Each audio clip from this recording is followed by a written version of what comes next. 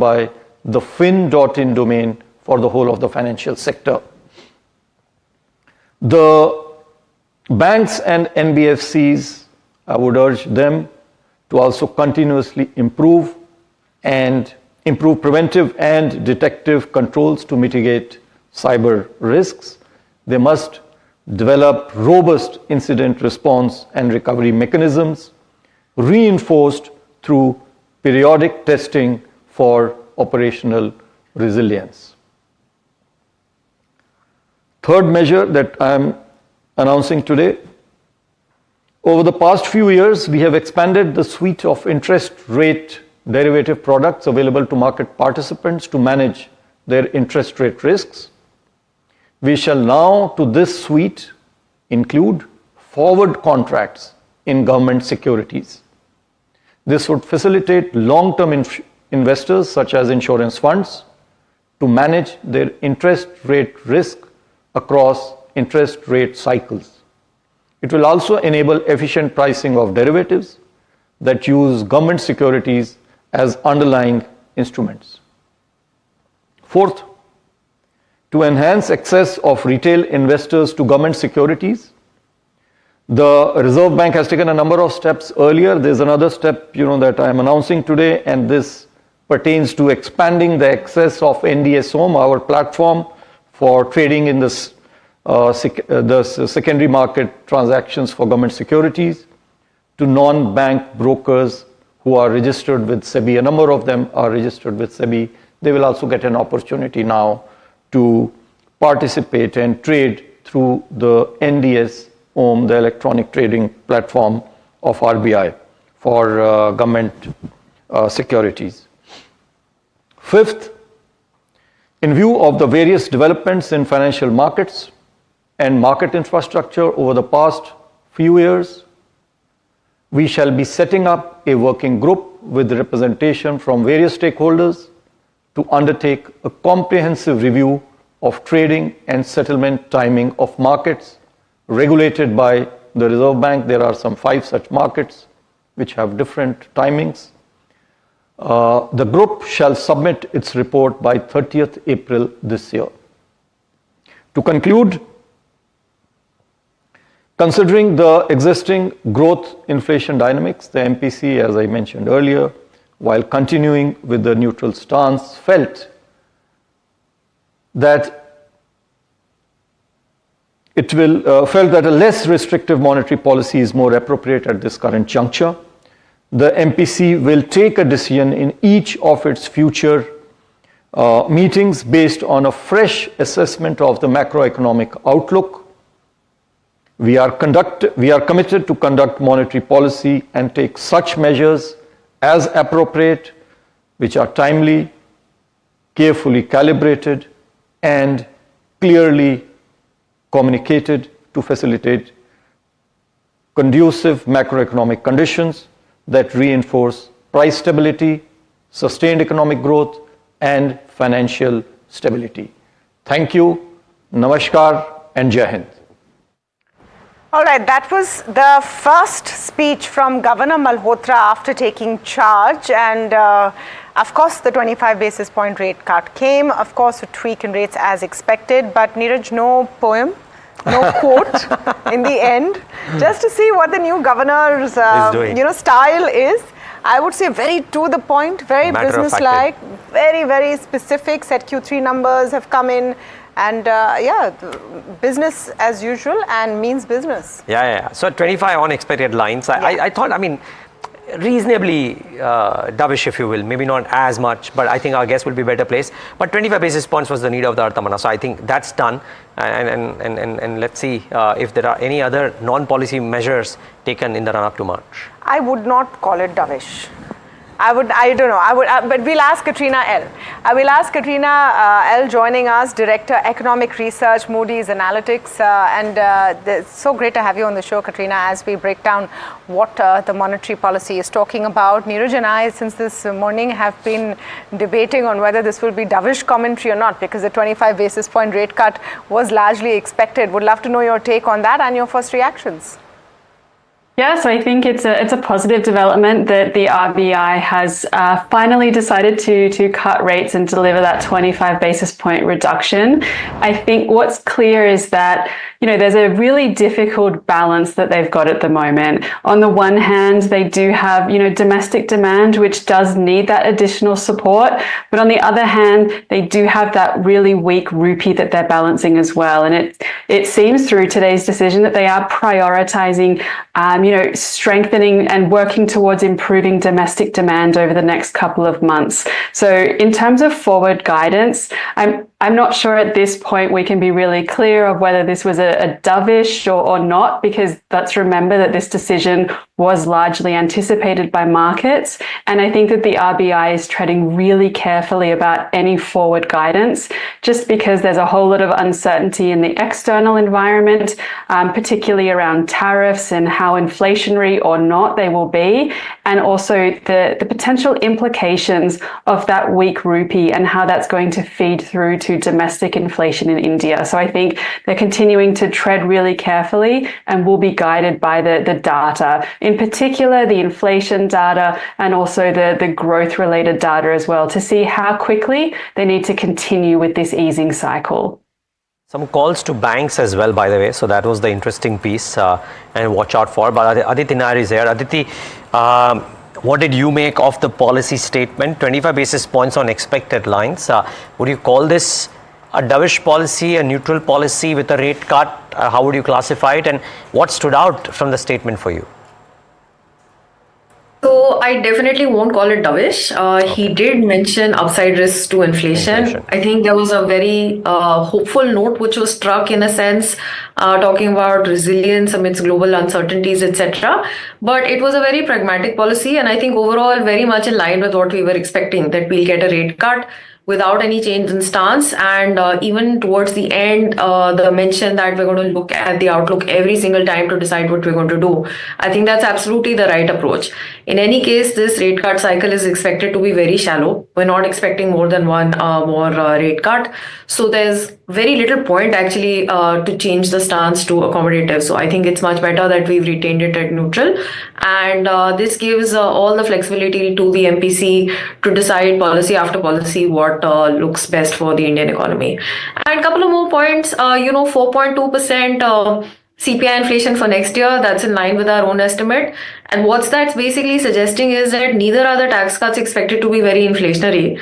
And while of course the upside risks to inflation were mentioned, but again, similar to our own view, that the exchange rate depreciation will have a much bigger impact on the WPI and a smaller and more lagged and delayed impact on the CPI.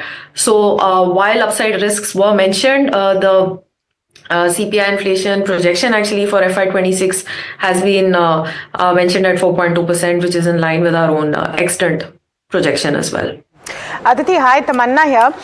Just wondering on what you made of the GDP forecast and the inflation forecast. They've stuck to the inflation forecast. I think GDP second quarter has been tweaked down a little.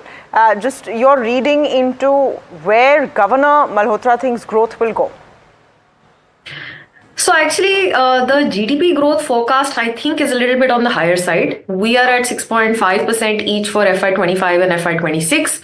I suppose the MPC has just taken the NSO first advanced estimate of 6.4% instead of giving a new estimate now. Aditi, you will have to excuse me. So sorry, I just want you to complete your statement, but we have Mr. KK Mistry on the phone line, so I'll have to go to him for a minute and get his view first, and then we'll continue the conversation. Mr. Mistry, thanks for joining in and taking the time out. What did you make of this? Not dovish seems to be a consensus. I think completely along expected lines.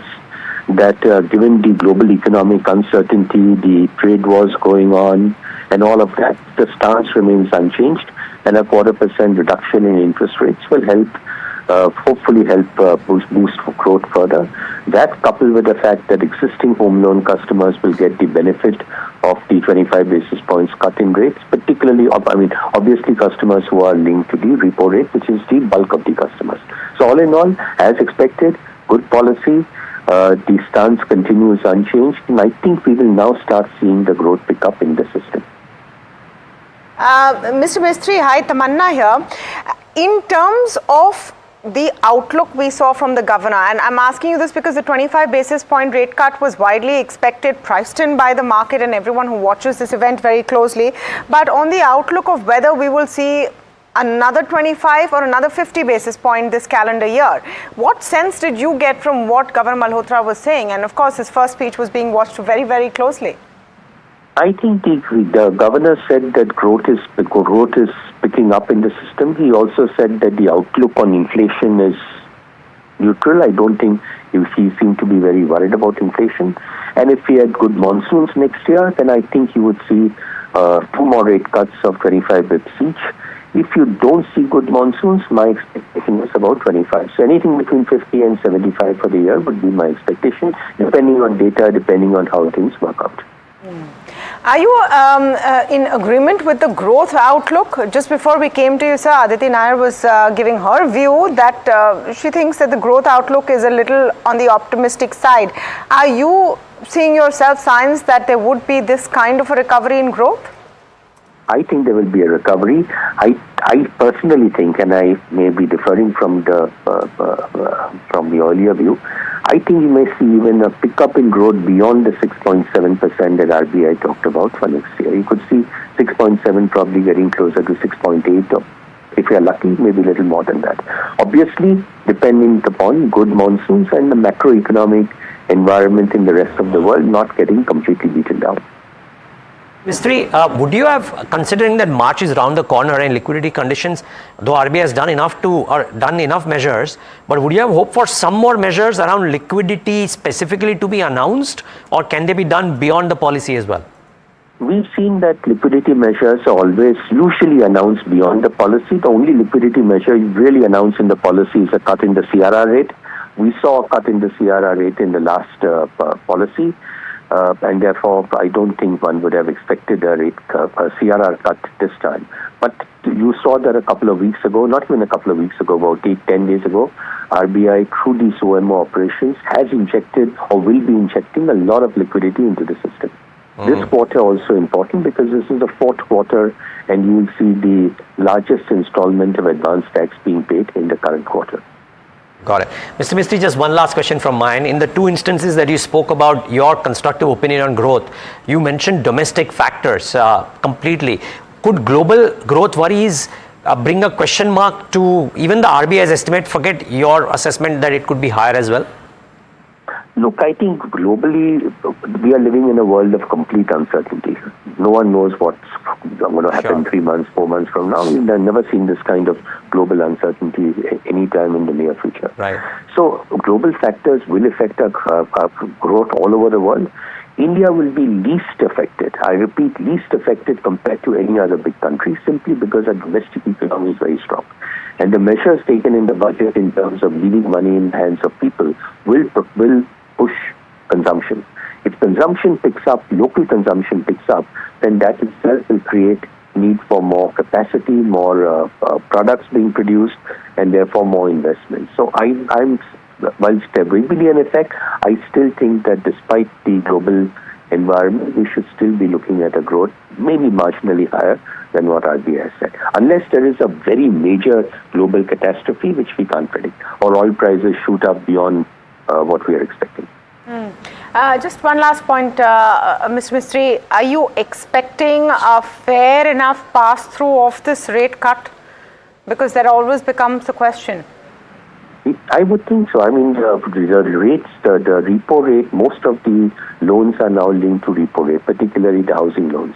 So there it is absolutely automatic. Okay. Thank you so much. K.K. Mistry there on his first view on the policy. Let me come back to Aditi Nair. And Aditi, sorry we had to interrupt you there because we just had that 2 minutes with Mr. Mistry. But do complete your point. And I think it's an important one to underscore why you think that the RBI is maybe being a little optimistic on the growth outlook. So just to kind of go back a step, certainly we expect growth is going to rebound from the lows that we saw in Q2. There's no doubt about that. For FY25, the NSO has placed the advanced estimate at 6.4%, which the MPC has probably taken as a given right now. And that's what they normally do. Then they don't give a fresh estimate of their own for the current year once the advanced estimate is there. So on 6.4%, they've indicated a 6.7% growth for next year. Our house view at ICRA baseline view is 6.5% each for both these years. So that's why I'm saying they're a tad higher than where we are. And at 6.7%, they're actually quite close to the upper end of the eco survey's 6.3 to 6.8% range as well. Domestic demand is recovering. Rural is expected to be better, much steadier this year. Urban demand should also recover, particularly the unevenness that we saw at the middle and the bottom of the pyramid. That should recover post the budget based on both the tax cuts, which will help part of the urban economy, and all the other measures as well, which we think will also be supportive. But it will mainly be domestic demand and the government capex, which is going to drive growth. We hope private capex will come back stronger in FY26, but that really remains to be seen. Does it continue at the modest sort of pace that we're seeing right now, or does it amp up substantially, given the kind of global uncertainties that we have that are going to have an impact on merchandise exports? How soon will we really know what is the exact tariff implication on India vis-a-vis other countries? That's very important. Do we end up getting bucketed with the BRICS? Do we escape that? Do we have any tariffs imposed on Indian exports at all? Are they less or more or equal to other countries? There are too many unknowns. So we don't really expect merchandise exports to be a driver of growth. As of now, services exports are still doing very well. So that is something that will continue to be supportive. Got it. Okay. Well, Katrina, Aditi, please stay on. We've got a battery of other guests joining in as well. And two people who got it absolutely right. Jaideep had spoken about this way back, that maybe some liquidity measures first and then a rate cut in February. It's come out. Jayesh Mehta 3 days ago joined us, spoke about the crossing fingers of a rate cut coming through, and that has come true. So both of you would be happy. Jayesh, I'll start with you. Is this coming exactly with what you anticipated, or would you have hoped for something more in the policy? No, that's exactly as anticipated. And in fact, one more change, I would say, if you really look at the MPC policy, when we said flexible inflation targeting policy, that was supposed to be flexible. That doesn't mean that we have to go to 4. If your real rate is too high, even at 5%, if the real rate is too high and the growth is struggling, you have room to cut rate, and which is what they have done this time around. And that's why I actually look at it, there is more scope, because if you look at their, and one more thing he also said is forward looking, right? So if you look at their inflation projection for the next year, and if nothing changes in April policies, we can actually see, further rate cut because even at 6th quarter, and if you look at the projection of around 4.2, we are at 2%, almost 2% real rate, right? And therefore, there is enough room to cut that rate and no need to wait for 4% to come through. Got it. That's a big challenge. Yeah, well, it certainly is. Okay, so that's as Jayesh's take, and I'm sure, more questions for our panelists, but quickly getting a take from Vishwanath Nair, our banking editor, who's right there at the RBI headquarters. Vish, you got the chance to read the whole statement as well. Quick takeaways. Quick takeaway, the last bit that the RBI governor said right before he left the room was a less restrictive monetary policy was warranted. That's what the MPC felt. And while he said that for future policies, we will take a fresh look at data and then decide what we want to do in the upcoming policies. But this was a clear indication, according to me, that there is a likelihood of a sort of a dovish stance coming in from the Reserve Bank governor on future rate actions. Another important point, and this is something that I want to ask Jaideep Iyer at RBL Bank as well. He's pointing out specifically to banks, saying that you're parking too much money with the RBI passively, and that you should use that, participate in the call money market and on-lend it to other lenders. I want to ask Jaideep, is that in your view a significant problem at this point in time, and maybe some of the liquidity issues that the banking system is facing could be resolved partly through the system itself redistributing that liquidity? Hi, morning everyone. Thanks, Vishwanath. I think honestly, I don't think call money is a big issue from a banking sector standpoint. I think generally we've seen very less demand in call money, because it is generally not being considered good for banks to borrow in call money, and therefore there is no demand, and therefore even the lending doesn't really happen. So at one point in time, several years back, the call money market was a fairly large market, and I think it's now fairly insignificant and irrelevant, because it's also associated with a little bit of let's say negative liquidity scenario at a specific bank level, and therefore banks have generally avoided taking access to call money markets in general. Okay. Okay. This is a big deal. Yeah. Okay. We'll come back to Vishy for more on this. Alok Singh also joining in Treasury Head, CSB Bank. Mr. Singh, thank you so much for speaking with us. Just your first take on the policy and the outlook. Before the policy announcement, everyone was very sure about 25 basis points, and then there was a varied view on whether 50 to 75 this calendar year. Just wondering if you have rejigged your assessment for rate cuts as a total this calendar year after listening to the governor.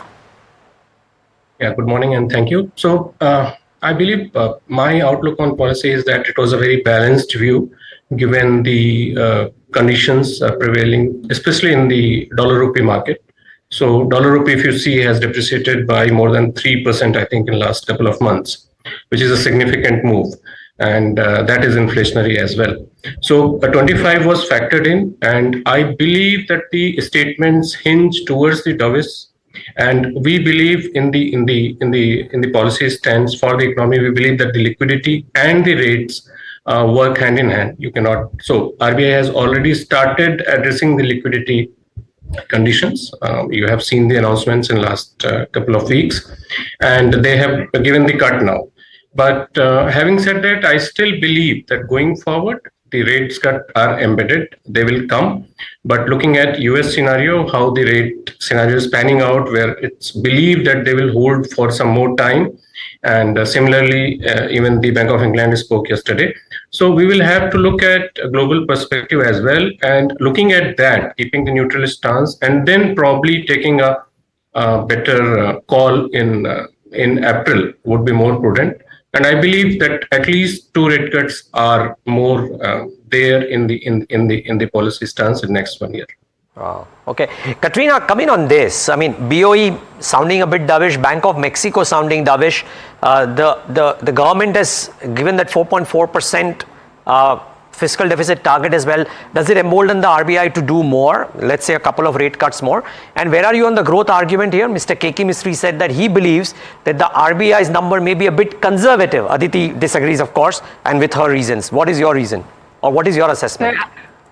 So our expectation is that we will see growth actually not pick up as optimistically as what the RBI is expecting. We're looking at about a 6.4% GDP growth rate. I think it's going to be like quite a difficult operating environment. We know the challenges about exports, but of course, exports aren't that key economic driver for India. It's more about what's happening domestically. And I think 125 basis point cut doesn't materially change the game at this point. I mean, sure, we do have a bit more fiscal support coming on board, particularly from April, around those adjustments for middle-income households, but I think it's still going to be a challenging environment as well. And I think one thing and one area that, we don't pay enough attention to as we should is that, labor supply overseas and that flow through to remittances and then that impact on private consumption. I mean, if we do see a material pullback in labor supply of overseas workers in the US, then that could actually flow through to a weaker consumption picture as well in India. And of course, consumption is such a critical driver of the economy. So I think that's a risk that is quite frankly, flying under the radar at this point that we need to pay really close attention to. And I think in terms of how much more the RBI is going to move, I don't think we're going to see as much movement as what we've seen from other central banks like the ECB, the Fed, the Bank of England. I think they're going to tread a lot more carefully because the one complicating factor for the RBI when it comes to easing policy that these other central banks don't have as much is around the currency. And because we do have such a weak rupee, that potential flow through to imported inflation is a concern. And I think one thing as well that we need to keep a close watch on is, energy prices are low at the moment, but if we do get a resurgence at the same time that the rupee is extremely weak, then that's going to be particularly troublesome for an economy like India. So I think we're not going to see much more cuts. I think it's going to be a shallow easing cycle this year, which really does limit the revival in domestic demand that we will see as a consequence of that. You know, I want to get Aditi's view on this. What next? Because even from a market's perspective, we're now looking at what is the quantum of rate cuts that can be expected. And I agree with you when you say that the governor was very clear in pointing out potential trouble on the horizon, whether it's geopolitical or otherwise. Are you still penciling in, or are you penciling in 2 more rate cuts? And what is the quantum you're seeing this year? We're penciling in 1 more rate cut. Okay. That's what we were penciling in before today as well.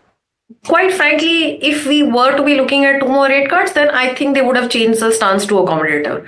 I'm not sure they would have continued with the neutral stance if they were going to be considering 2 rate cuts going forward. And that's why I think sticking with a neutral stance makes sense in this situation, where if you're only going to cut rates 1 more time, why would you have moved to accommodative? And I know I said it before, I'm going to say it again, the focus on the upside risk to inflation, I think that's another hint that they're not looking at too many rate cuts going ahead.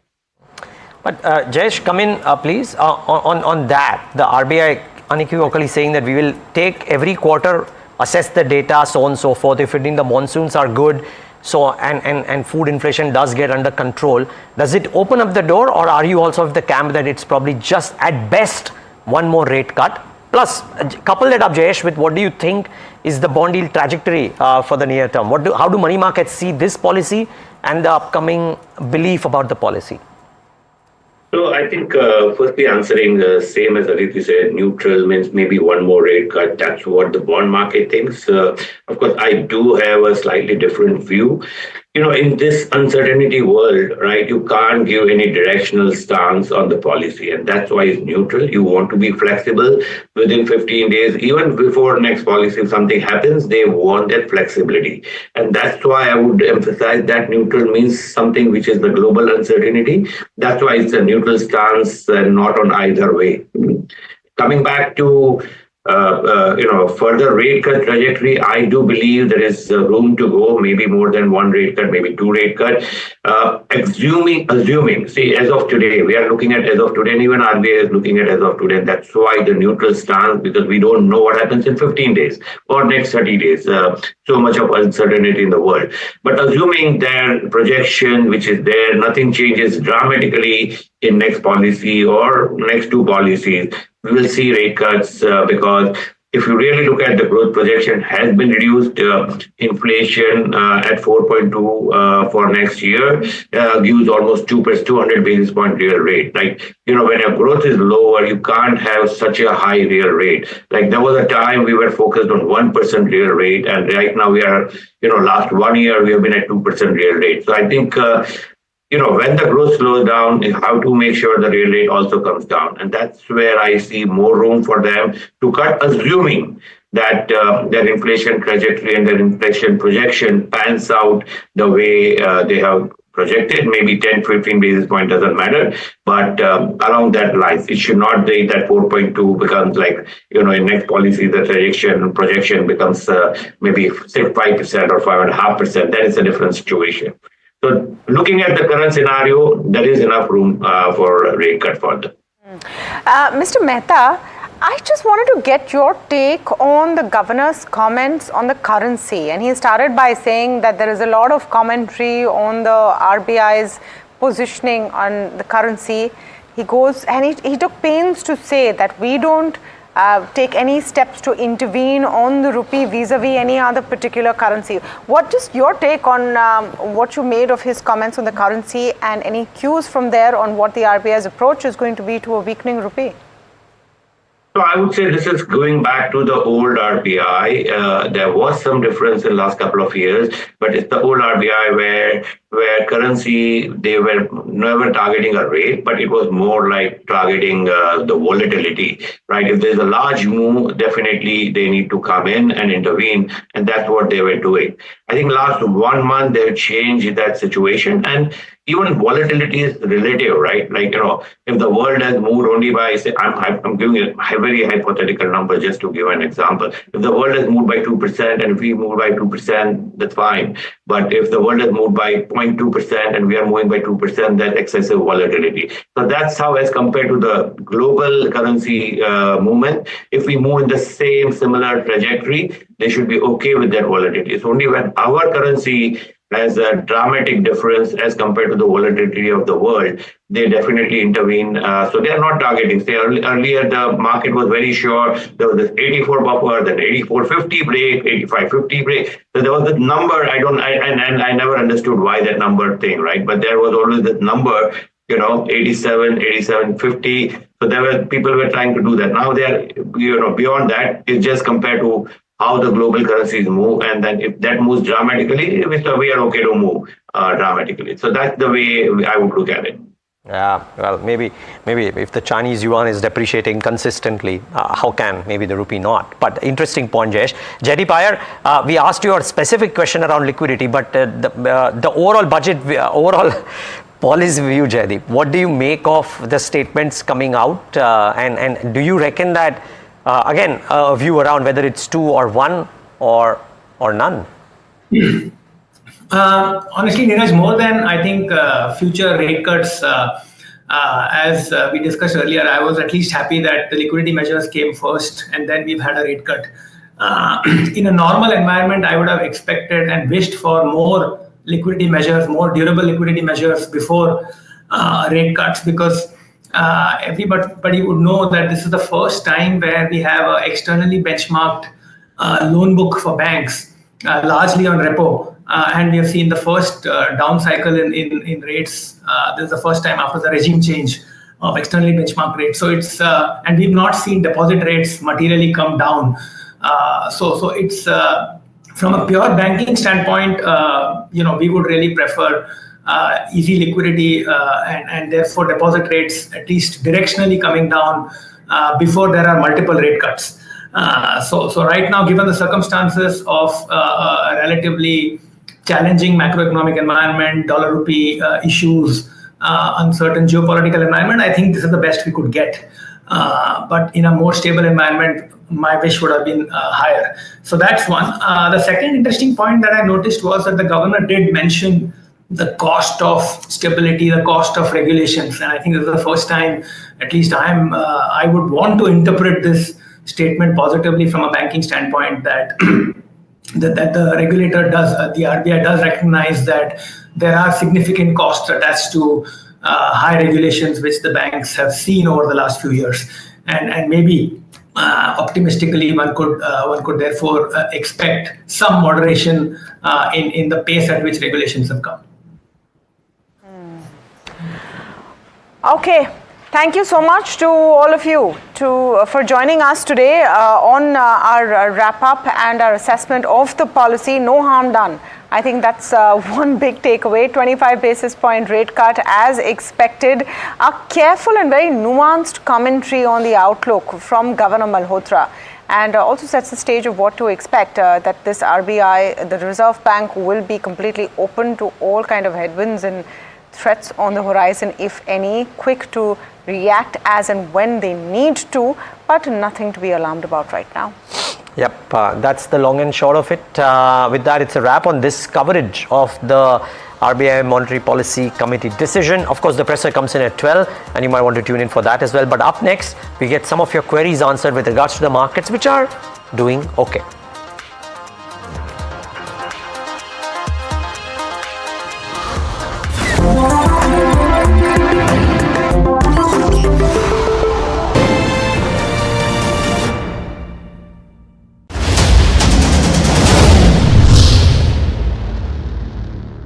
Sources telling us is that government is expected to provide a roadmap of the next phase of national monetization pipeline, where they are going to set a higher target for the next fiscal onwards. Building on the success of the first asset monetization plan, announced in 2021.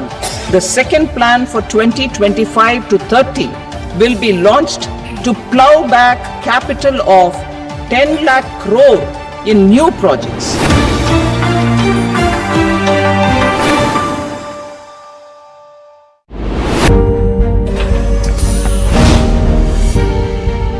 Do you really know the company you invest in? What's the picture behind presentations and claims? Is the outlook as rosy as the company claims? Know Your Company, powered by NDTV Profits Research, shines a light on the biggest stock market movers. Know Your Company at 11:30 a.m. Monday through Friday, only on NDTV Profit. Headlines you start your day with. What matters worldwide is now in the palm of your hands. Get ready to seize the day and maximize your financial potential. Stay ahead of the curve with all you need to know on NDTV Profit.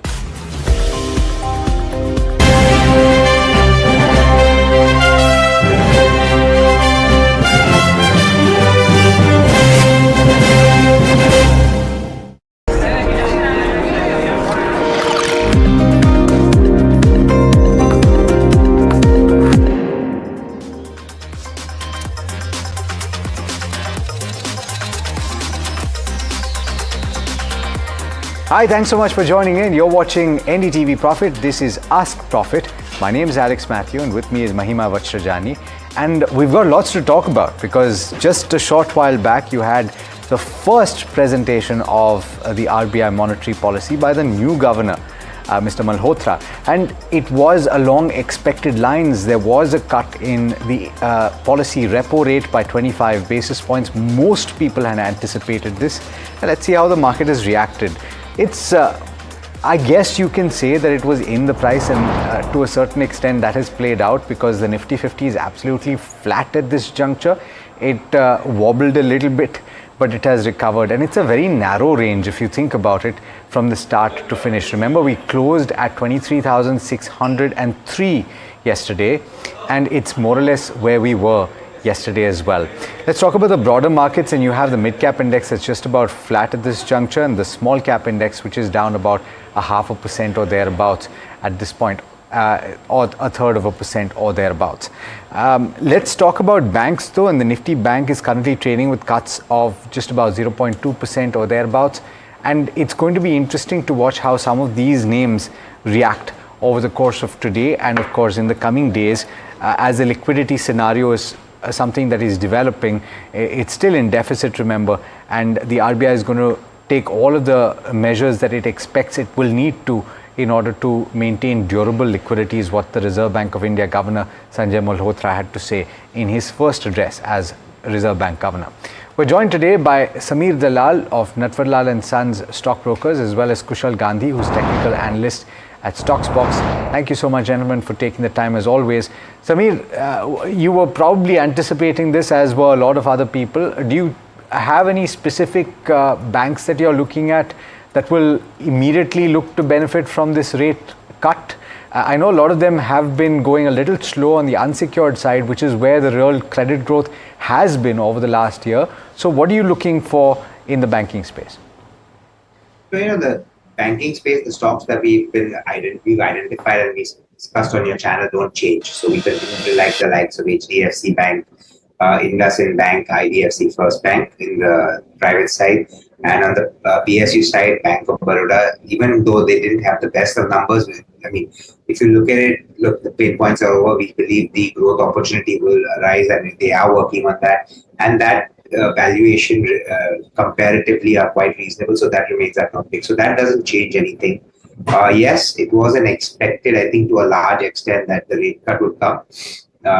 And government is already working on the liquidity. Before the rate cut, they already announced 150,000 crores of liquidity, which is slowly getting infused into the system. So as that continues to happen, hopefully the rate transmissions will happen. It's not going to happen immediately. But when the governor cuts, one thing everyone got to remember, that when the governor is indicating of a cut in the interest rates, he wants that transmission to eventually happen. So he will ensure that there's enough liquidity in the system. Does it change anything for the banking stocks right away? No, it doesn't. But yes, what we can hope is that the growth momentum, because lower interest rates heading down probably can drive some amount of growth momentum from companies who want to put in capex, thinking that, look, if interest rates are headed down, this is the time to start investing because growth will come back in a stronger way. So maybe from all those points of view, hopefully the growth picks up for the banking space as well.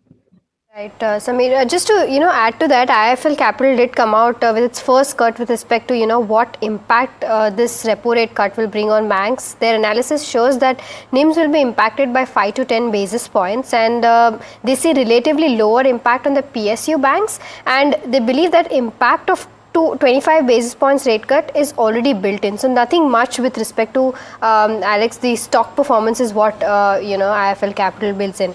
Let's move on to our first query for the day then. We have this query is from Madan, who's from Hyderabad. He's holding Vatek Vabag 200 shares at 1550 a piece, and he's sitting at a loss of, if we can pull up the number, there you go, 31,000, so 32,000 odd rupees, and he wants to know whether he should hold for the next 3 months to see some profits at least. Kushal, is that the right reading on the charts right now for Vatek Vabag? Well, yes, it's a positive view on Wabak. I think the declines, they're showing some now minimal resilience. So I think that's a positive development. And over the last couple of trading sessions, you'll see, it's undergoing some nice accumulation phase. So the risk reward is also quite favoring, just in case he wants to average at the current market price. So I'm positive on the stock, hold it with a stop loss near 1292.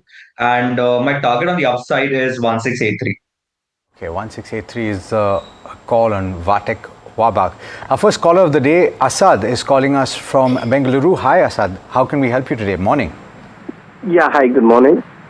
Yeah, actually I have the Amara Raja batteries share for 1081. I have 50 shares. So basically want some insight on that, whether I need to hold, because results are there on tomorrow. So I just wanted to check whether I need to hold or I need to exit. What was the thesis when you bought it, Asad? Did you buy it for the long-term prospects? Yeah, my insight is for long-term. The reason for buying is basically the PE has come down. I mean, comparatively, when compared to Excite batteries, and considering the EV battery future, right? So I thought maybe I'll go with it. Okay. All right. I'll come to you, Sameer, on this one, on the valuations, and of course, awaiting the numbers that Asad is talking about. What do you make of this company? We are positive on the entire battery space, and especially even on Amara, right? We believe the entire EV space, and which is going to see traction, will see companies which are setting up these huge factories of lithium-ion batteries benefiting from that. Amara is one of them. Yes, valuations are not at all compelling. They're trading at 20 times trailing earnings, which is not expensive. Growth in the near term may be a little subdued, given the fact that we've seen a bit of a slowdown, not slowdown, but the growth has not been great for the automobile sector, right, in the current year. So growth for the battery segment also, we believe, will be a little subdued. So maybe this year we won't get, but once we see the pickup happening in the electric vehicle sales, and they have the battery up and running, which is going to take another year at least, I think. I'm not sure of the timeline exactly at this point, but it's going to take at least another year. So maybe in the future, you will see the earnings uptick coming quite strong. We have a buy recommendation on it, and one should hold on to it. I wouldn't worry if you're a long-term investor. One result doesn't change anything, whether it's up or down. If it corrects, I would say add on to it from a longer-term perspective. There is, in fact, a sharp reaction in the bond yield. From what I can see, there is a 15 basis point increase from the previous close on the 10-year. What you're seeing on the screen is the 7.1 coupon 2034, and there is an increase. It's currently at 6.75 or thereabouts, so it's cooled off maybe a tad bit. And maybe my feed on my phone is a little delayed, but there is no doubt a sharp spike in the bond yield.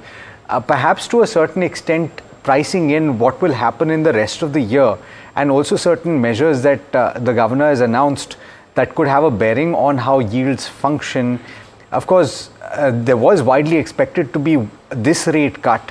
Maybe the projection on what is anticipated in the next year based on the projection for inflation is something that the street is looking at. And I'm talking about Mint Street here, not Dalal Street. And so bear that in mind. We will try and get you a sense of why the bond yields have spiked as they did. Of course, the rupee has not moved too much from where it was before the policy, but certainly the bond yields are going to be something that you should watch out for. Generally, you would say that if during a quarter there is a spike in bond yields, it has a bearing on treasuries for the banks, because a lot of these banks have a significant amount of a hold to maturity bonds. So the actual impact is not very significant, but they have to have mark to market addressing of these changes in the yields. When the yields spike, you generally see a fall in the face value or the price of the bonds, and that has a bearing on treasury performance during a quarter. So certainly something to watch. We'll get you a view on how that is. For now, let's turn to SBI for an intraday trade. Of course, you saw the results earlier in the week. In fact, yesterday, right? We had SBI results yesterday. Yes. The stock is down about 1% or so. I'll come to you, Kushal, on the charts. It's an intraday view that is being sought. What would you do here?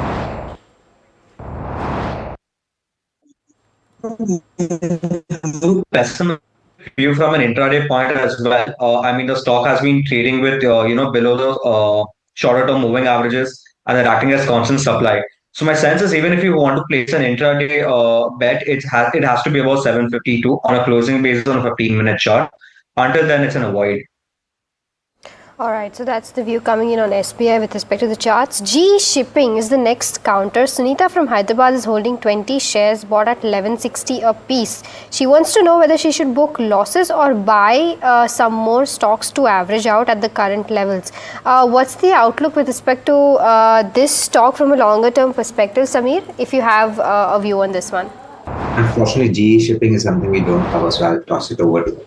Okay, Kushal, with respect to the charts, how does the charts fare for GE Shipping? Okay, I believe we have an audio issue with Kushal right now. Let's move on to the next query. Then LIC is the counter. Praveen has accumulated 200 shares at a price of 1010 for LIC. His question is whether he can accumulate more or wait for some time for correction at the present levels. What's the view with respect to this, Samir, then? We've already seen quite a bit of correction, right? He's already down 20% from where he bought it. So I think it's time to add on. Look, we remain positive on the entire life insurance space, and LIC is the largest player in the space with greatest reach. They have a lot of value in their investments, which they will keep unlocking over a period of time. Profitability will grow as we believe the markets will keep expanding in India over the next many years. They will stand to benefit from all of that intrinsic value that they hold in all their investments. Plus, like I said, look, India is a very under-penetrated market. We've discussed this in the past. I think we are at about 4 or 5% in terms of value when it comes to life insurance, whereas internationally that goes up closer to 80-90% also. So the scope to grow is great, and given their reach and their brand value, I think they will be able to do that. They're coming up with the right products over a period. They keep coming up with different things. Of course, the government has taken away a little bit of the incentive of these ULIPs and all these investment themes. But as the dust on that settles, I think people will continue to make these investments, because at the end of the day, everyone's looking at, if I'm putting in X, Y, Z, what am I getting back? And LIC has some of the best products for that. So I think it will do well, and you can add on. All right, add-on is the view coming in on LIC from Samir. We have our next caller, Pradeep from Kerala is calling in. Pradeep, a very good morning to you. How can we help you? Hello. Hi, Pradeep. Go ahead with your query, Pradeep. I can hear you. Okay. Hello. Yes, Pradeep, I can hear you. Go ahead with your query. Hello.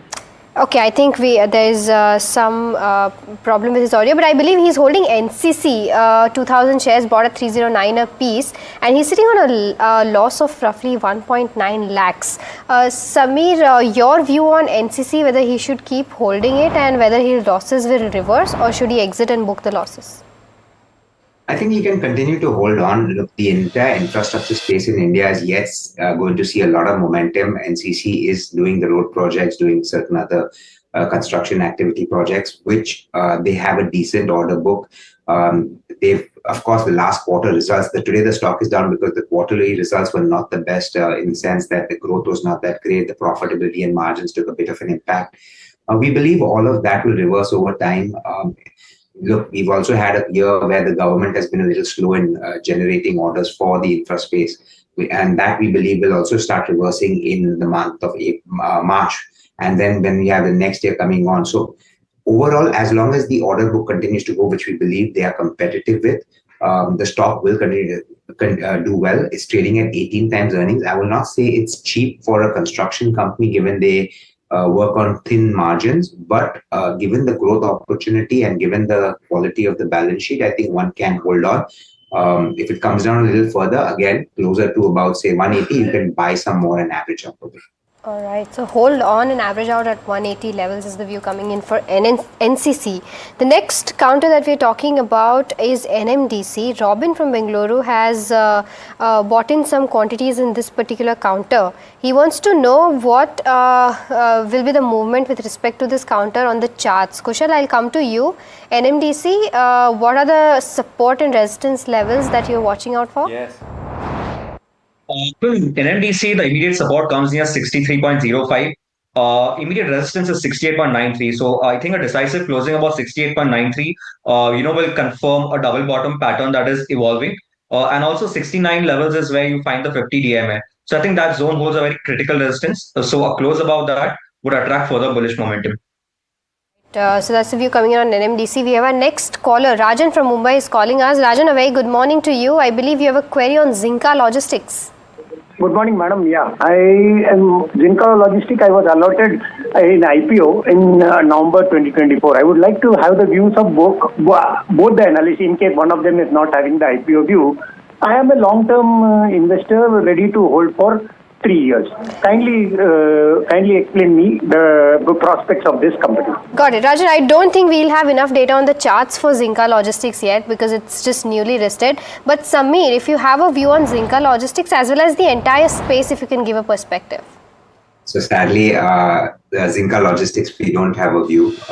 And I'm not even sure what part of the business they follow. So I don't know which part of the logistics are part of the business you want me to address. So Zinka Logistics is basically into digital trucking platform. So they give telematics, load marketplace, vehicle financing for trucks specifically. So, a similar company which does some of that is Tata Technologies. I mean, they have these apps and softwares which can help you track some of this. So that is a counter we do cover. We remain positive on that. The stock has seen a very significant correction, and the correction has rightfully come because, growth has been subdued.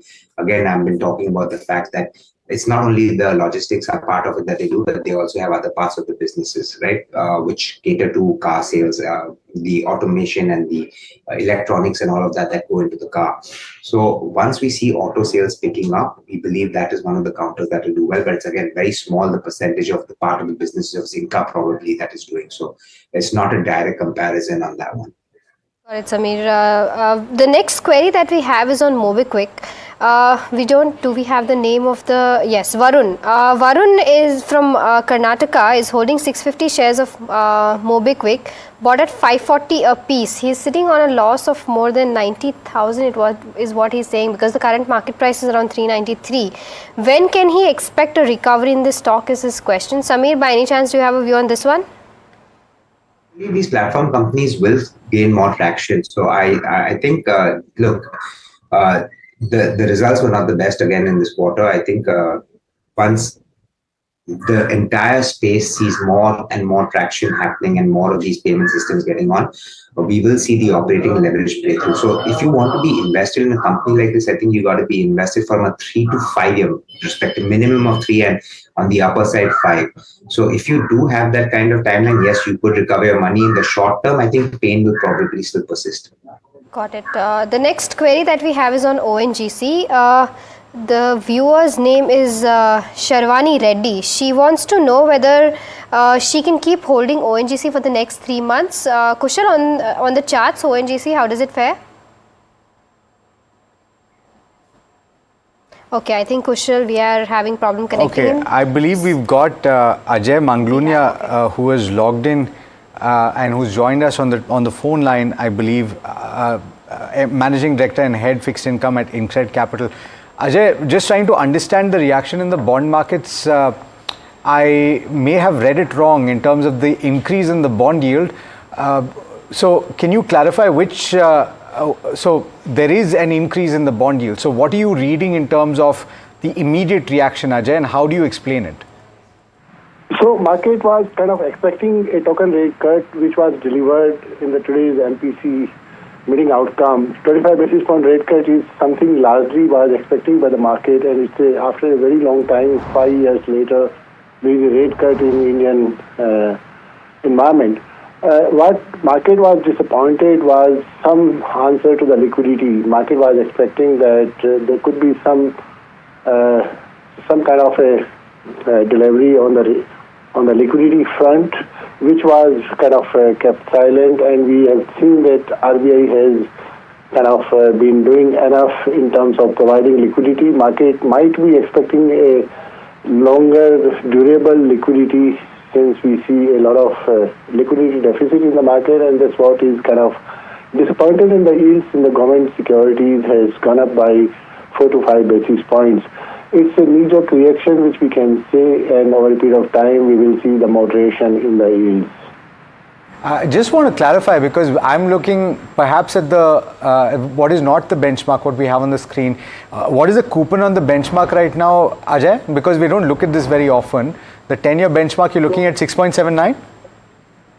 6.79 is the new benchmark right now. Earlier it was 7.10. Yeah. So both are traded, but I think more volume is in the 6.69. 6.79. And do you anticipate that this will be something that eases over the course of the next few weeks as liquidity conditions improve? Yeah, definitely. As we see the market in this security was trading in the range of 6.65 or around 2-3 basis points up and down, and today with the knee-jerk reaction with kind of no mention about the liquidity measures in the policy has disappointed a few traders, and they kind of book profit. It may kind of be somewhere about say 660 to 670 range for some time before it settles down at its own levels. I think 665, 663 is the level where we could see this being traded. February is the month where probably there is no major government borrowings, and as we enter into the next financial year, the borrowing will recommence from the next financial year in April onwards. So we could see some rally in this paper going forward. Last point, Ajay, and a quick one. Right now, we've got a rate cut as was anticipated, but as you've pointed out, the street is reacting to liquidity. The base case assumption, as I understand it, is for another rate cut sometime this year. And would you say that once the liquidity scenario eases out, you could see a move down to the in the 10-year bonds, in the long-term bond yields? And when do you see that playing out? Bond yields, as we have been talking about, is more of a stable. The immediate impact of the rate cut will be on the shorter tenor papers like CP, CDs, money market instruments will immediately have a transition for this rate cut. The next rate cut probably people might be expecting in the April, which is the next policy time, and by then we will see the new financial year borrowing will also commence. So we don't see huge rally in the 10-year. The rates might be stable. The more comforting factor with the market is likely to be the stability. Stability in terms of liquidity, stability in terms of rate trajectory, stability in terms of currency, and all of these are basically points to watch out. Fantastic. Thanks so much, Ajay, for joining us, for giving us that quick view. Just a small clarification. These are not bonds that you look at on a daily basis, as a result of which there would have been a little bit of a confusion. What you see on your screen, or you saw on your screen, was actually a 7.1% coupon, the earlier benchmark. Right now it is 6.79. That's where most of the trades are taking place. And the current yield on that paper is at 6.69, and it has moved up very sharply. You can call it sharply because it is a substantial move. 3 and 4 basis points in a day is actually pretty sharp, but it is likely to stay range bound is what Ajay has just pointed out. Let's go to the next one. Right.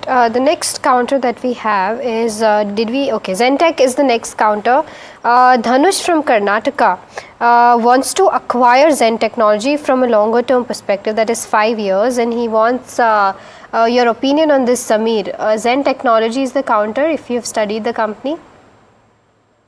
Zen is something in our coverage universe that's not there, but I can tell you about the IT sector where we believe that the entire space is very richly valued at this point of time. We've been saying that, look, everyone's factoring in a recovery in the US markets and growth will come back, and because of which the strong cash flows will start improving.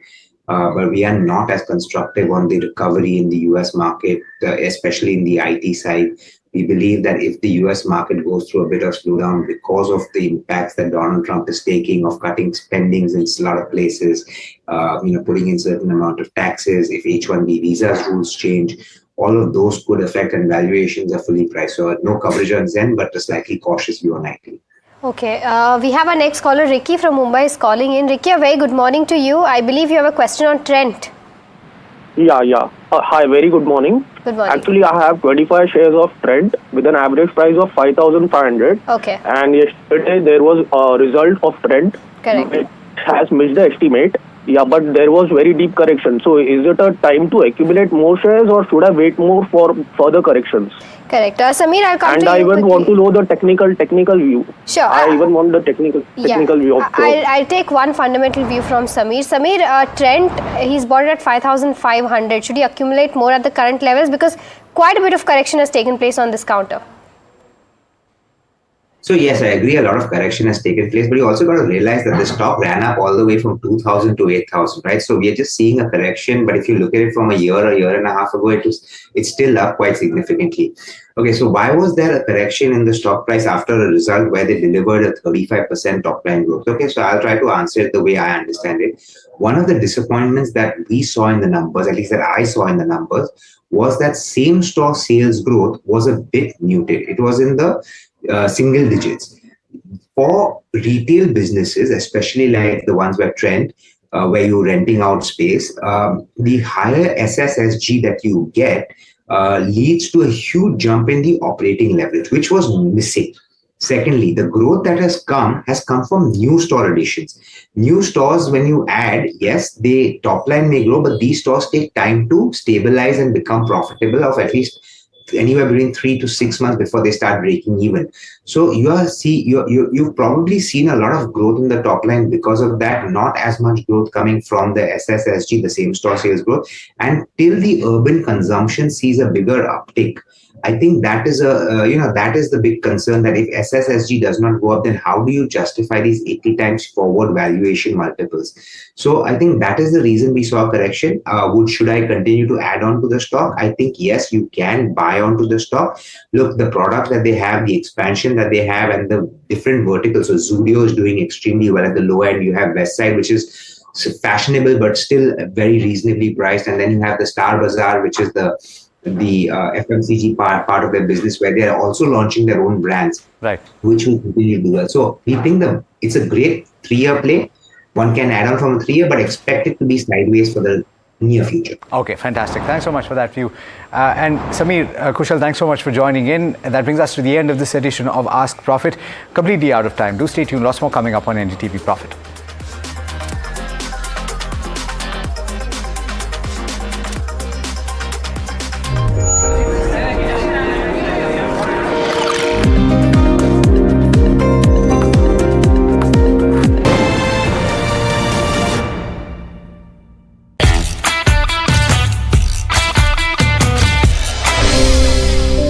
And the reason for the success of the restaurant this magnitude, because people felt bhai ka jigar hai, business nahi hai. This is our time to not bend down to their accents and their foods and glorify it.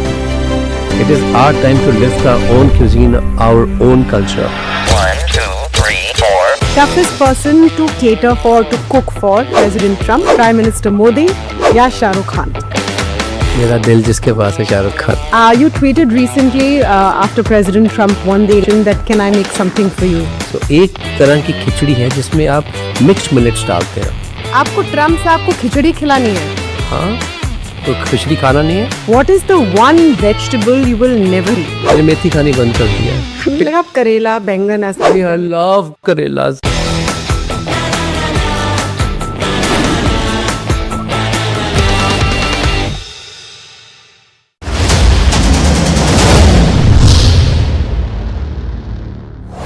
Is considering to increase the custom duty on the imported finished goods ranging from consumer electronics to medical devices.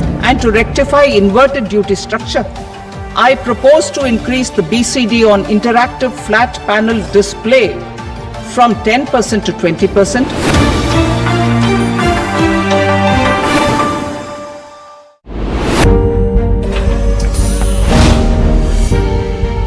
Do you really know the company you invest in? What's the picture behind presentations and claims? Is the outlook as rosy as the company claims? Know Your Company, powered by NDTV Profits Research, shines a light on the biggest stock market movers. Know Your Company at 11:30 a.m. Monday through Friday, only on NDTV Profit. Headlines you start your day with. What matters worldwide is now in the palm of your hands. Get ready to seize the day and maximize your financial potential. Stay ahead of the curve with all you need to know on NDTV Profit.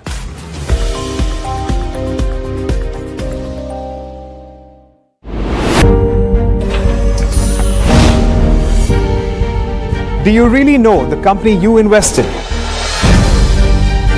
What's the picture behind presentations and claims? Is the outlook as rosy as the company claims? Know Your Company, powered by NDTV Profits Research, shines a light on the big...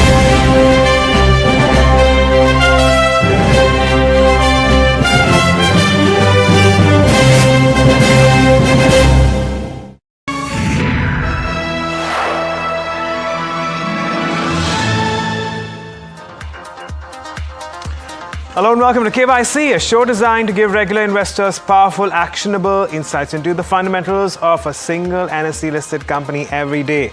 Well, today we're talking about Ixigo, also known as Travenue, and what we're tracking today is, well, largely the company which is into travel and tourism. But now we do know that this particular company has also listed just last year. So there is a lot of interesting data that we can potentially put out for you. We start off with talking about what the company is all about. We have it was incorporated in 2007, and the company runs an online platform, and many of you may be familiar with it as well, as it provides information as well as booking services for the travel industry. It also provides software development and maintenance services to its customers, and this bookings will involve bookings for trains, flights, buses, hotels, what have you. Now, in terms of the latest metrics, what we are seeing is that the monthly average user stands at around 87 million. That's around 8.7 crores, and users from about 2,400 towns uses the Ixigo website. We also have deep penetration as far as the tier 2 and tier 3 towns are concerned. For the company, it stands at a little less than 94%. And the lifetime transacted users stand at around 41 million. So that's as far as what the company does and what it's all about.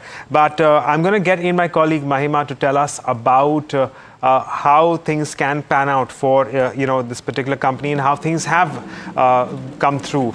So what we usually do is we talk about the various fundamentals of the company. This would include the income statement, the balance sheet, cash flows, return ratios, moving beyond the financial statements. We also look at the shareholding, what the stock has done, as well as what the street makes of it along with the valuations. So Mahima, good morning and thanks for joining in. Why don't you take us through the revenues first, and as well as the profitability for this particular company, and the several revenue streams in this case. Right. So in terms of revenue, if we see the 9 months FY25 performance, they're already standing at 629 crores of revenue, which in FY24 they'd done 655 crores. So they're nearing their FY24 mark, and there's still one more quarter to go. So they certainly outperform in FY25 as compared to the FY24 metrics. The 3-year CAGR for revenue has been 69% for the company. EBITDA has grown to 55 crores as compared to 43 crores in FY24. So EBITDA is already much higher than what they did in FY24. In terms of margins have significantly improved from 6.7% to 8.9% when it comes to the 9 months FY25 figure. And net profit, however, has come down, and this is because their advertisement expense overall has gone up. In terms of multiple revenue streams, since it does bookings from different aspects, flights, trains, hotels, etc. They have agent services charges, they have payment gateway charges, value-added services, advertisement income, airline commissions, and convenience fees are some multiple sources of revenues, which kind of augur growth for the company. In terms of key operational metrics, the gross transaction value was up 48% YOY this particular quarter, and monthly transacting user was also up 38% for the company this quarter. So both of these combined, the gross transaction value as well as the monthly transacting users, is what has kind of aided the revenue for the company, Agam. Right. So that's, talking about the income statement. Let's also talk about how things have panned out when it comes to the balance sheet. And it's on a strong footing. To be honest, I wasn't expecting a company which is relatively new to the scene and, of course, very, very new to the stock market, certainly, to have such a good balance sheet. So it's debt-free. It does have about nearly 600 crores as shareholders' net worth. This is, of course, accumulated, profits as well. And cash at bank stands at around 143 crores, even as it sees a negligible gross debt currently. So it does seem like it's on a very strong footing if coming down to the balance sheet. And I'd reckon it is largely the same for cash flows as well, Mahima. Absolutely. So in terms of cash flows, the cash flows have improved, when we compare the first half of FY25 versus the first half of FY24. In terms of cash flow from operations, it stood at around 19.4 crores in first half of 24, which is more than, more than tripled in first half of FY25 to 70 odd crores. And in terms of net cash flows, which was negative in first half of FY24, has turned positive to 28 crores in the first half of FY25. So, this financial year has turned out to be a good year in terms of cash flow as well. So we give a thumbs up in terms of cash flow as well. Fair enough. So, actually, if you consider all the three financial statements, they look very, very good. And based on that, I'm going to come down to return ratios. So, return ratios are improving. There's no doubt about that. But they are not to the tune of, 20%, 25% is what we might expect from an ideal situation. But we're not going to give that a thumbs down just because those ratios are down, or rather not up to the mark, because we have seen these ratios move from the negative well into on their way to hitting that 20% mark around there. So as far as the return on capital employed is concerned, at the end of 2024, that stood at nearly 17%. Return on assets stood at around 12.5%. This is coming from the negatives. So, which is why, they've seen an improvement. But once we see the company hit 20% mark, well, we'd probably give that a thumbs up as well. For now, we're going to go with a neutral. But Mahima, let's talk about the shareholding as well. This one is a very interesting one for this particular company. Absolutely, because there's no promoter shareholding in this particular counter. And which is why, we'll probably give this particular metric a neutral rating, because there's no skin in the game when it comes to the promoters, right? But we've seen that FIIs have been increasing their stake. Their stake has been increased from 59.8 to 61.1 in December 2024. DIs have seen a slight downtick in terms of their stake, but public holding has kind of remained strong. Slight downtick seen with respect to September 24 and when you compare that to December 24 quarter. But in terms of an interesting thing to watch out for here is that both the CEO as well as the co-CEO and the director of the company are holding quite a significant stake in the company. Alok Bajpai, who's the CEO of the company, not the promoter of the company, holds 4.86% stake, so almost a 5% stake in the company. And Rajneesh Kumar, who's the director and group co-CEO, is who's again not the promoter of the company but holds around 5.21% stake in the company. So both of them combined are holding around 10% stake of the company, Agam. Right. And this is an important one. And while the founders, the co-founders do have stake in the company, a lot of the decisions will come down to the influence of all the institutions who hold, significant amount of ownership in the company as well. Of course, one might find it heartening to know that the co-founders still have a significant stake, but again, it's going to be something of, middling in terms of our ratings as far as the shareholding is concerned, which is why it's a neutral. But we move on and talk about street credentials. And, well, the stock has done well. I would say that again, we don't have too much data to move around with, considering it was listed back in June of 2024. So from its issue price, if you was subscribed for the IPO at that point in time, and if you were issued the share price, the shares, which was at around 93 rupees per share, you're looking at a 69% return. But even if you consider and would have bought the company on the listing day, it's given you 17% returns from the closing on listing day all the way until now, and which is not bad. So it has to a certain extent also outperformed the benchmarks, the mid cap and the small cap indices. So it's going to be a thumbs up there as well. That said, again, Mahima, let's talk about the valuations here. They do look very, very expensive. Right. Before I go to valuations, the 17% mark is despite the kind of correction that the market has seen in the past, 1 month or so. So that's why we've given thumbs up when it comes to the street kit. But yes, valuations does not paint a very rosy picture. If you compare it to the peers, Ixigo is right now trailing at a P of 131 times. So despite of the kind of growth that we've seen in the company when it comes to the revenues, which have grown at a CAGR of around 69%, the stock has seen a lot more traction as compared to the growth of the company, which is why we're seeing the trailing PE at 131 times. Now that compared to its peers, TBO Tech trades at around 81 times, EaseMyTrip trades at 26 times, and Yatra Online trades at 81 times. So right now the only cheap option, comparatively cheap option available in the market is Easy Trip Planners. But yes, valuation is definitely a concern, which is why we've given a thumbs down for this particular metric. And of course, we must remember that these are trailing 12-month valuations. Now, no matter what kind of growth we can see the company, even if they do double their bottom line over the course of the next 12 months, even based on that, you're looking at a price to earnings ratio of around 65 times. Right. So it is slightly on the higher end. But finally coming down to the analyst recommendations now. Well, given the fact that it's a relatively newer stock on the stock exchanges, we don't have a lot of coverage on the stock. Also, in terms of our absolute size, it's not a very large one in terms of market capitalization, which is why we just have two analysts on the street at the moment, at least as far as our consensus is concerned, who have a buy rating with an upside potential of around 11%. And because of the fact that there is a relatively lower number of analysts covering it, we'll give it a neutral rating, and that brings us to an overall rating of around 5.5 out of 8. So there you have it. That's the rating coming through. But do remember that so far the company has done very well in terms of its key financial statements. That includes income statement, the balance sheet, as well as the cash flow statement. Of course, we'll continue to keep an eye on all the several other factors. But Mahima, on that note, thanking you for joining me and taking us through these ratings for the company. And we'll move this conversation forward.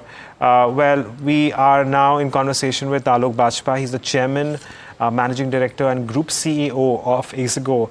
Alok, good morning and thank you so much for joining in.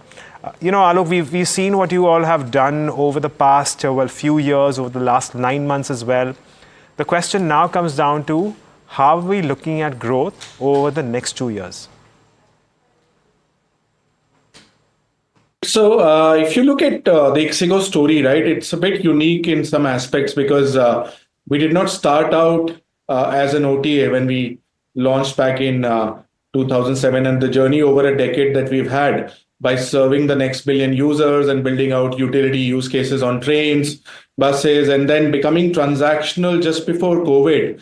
I think that was a transformational moment for us because we already had a lot of traffic and we started serving our customers better by helping them complete transactions on our own platform and built value-added services on top. So, our trajectory on revenue is reflective of the fact that, we've been working very hard on converting ourselves from, pure play utility app that we used to be many years ago to a transactional one. And therefore, our monthly active users were growing, but our MTUs also started to grow. And we started seeing transactions ramp up across train, bus, flight.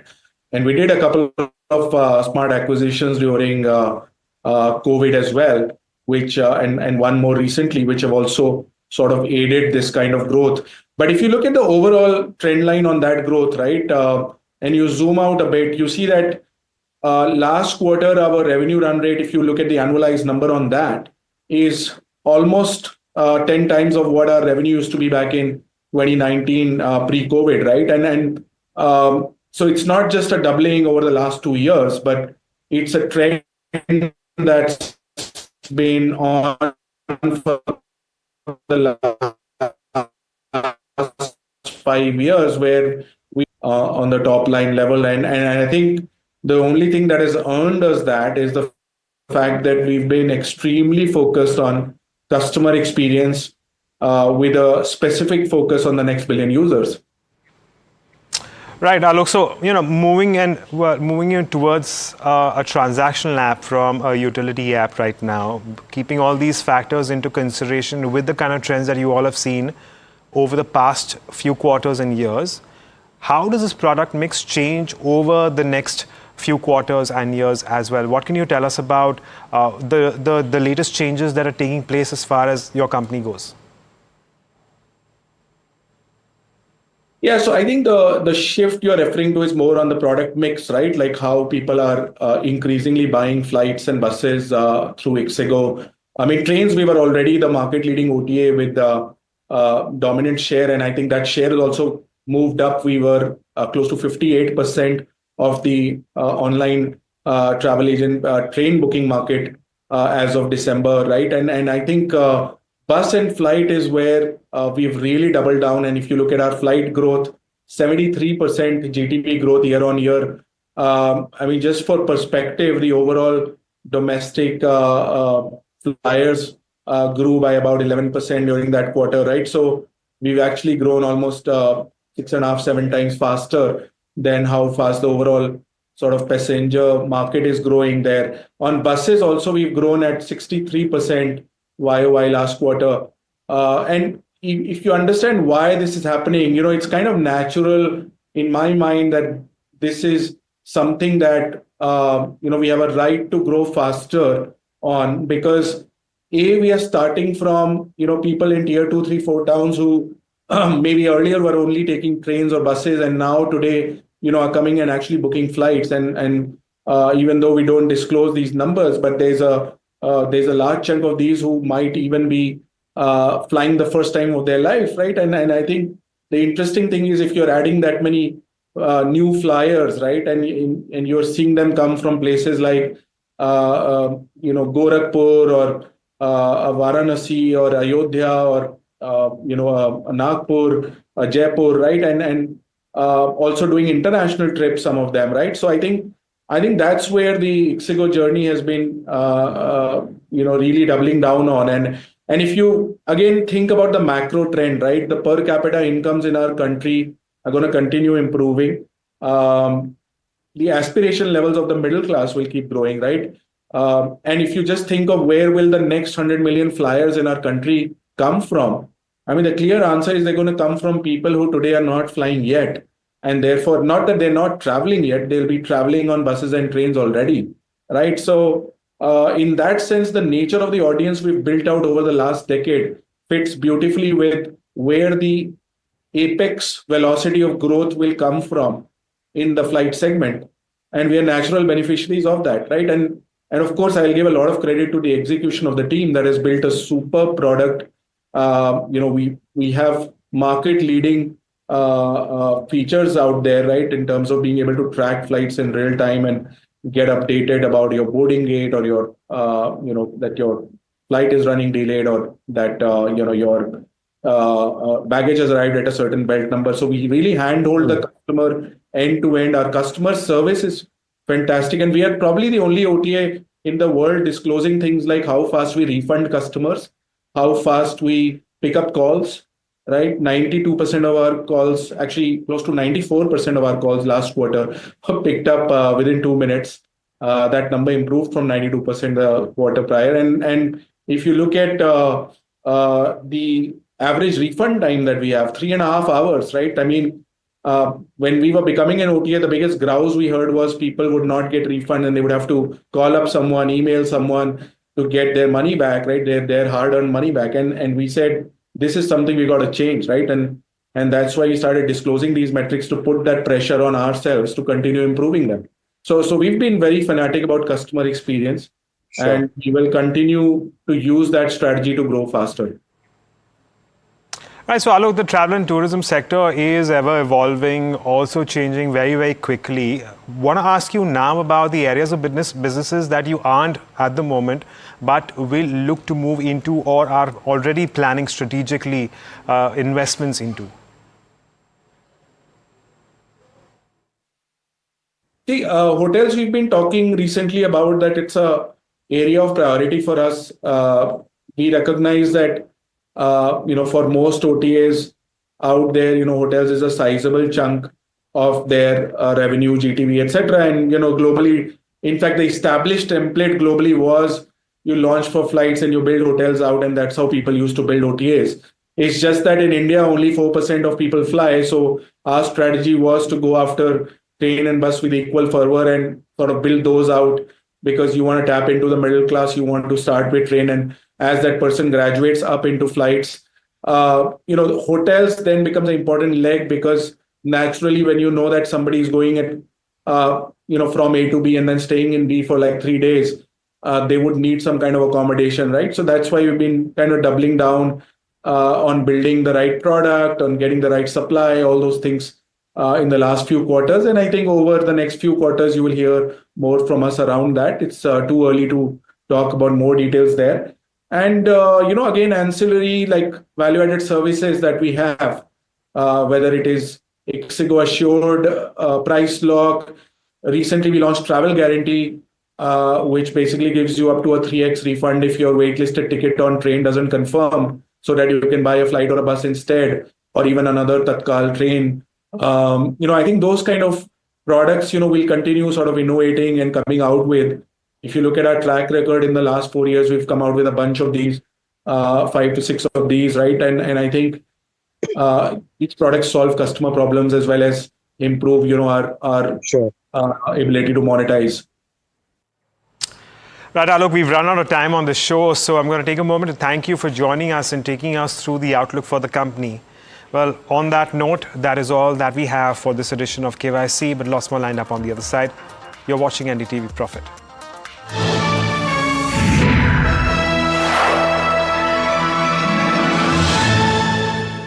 Budget भाषण सुना, उसके बाद मेरा पहला acronym निकाला मैंने, वो था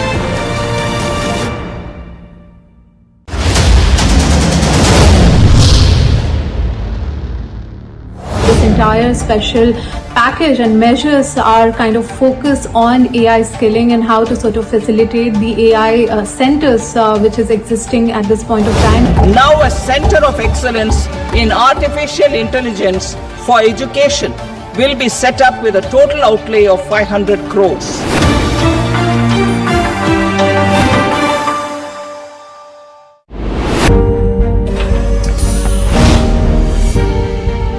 Do you really know the company you invest in? What's the picture behind presentations and claims?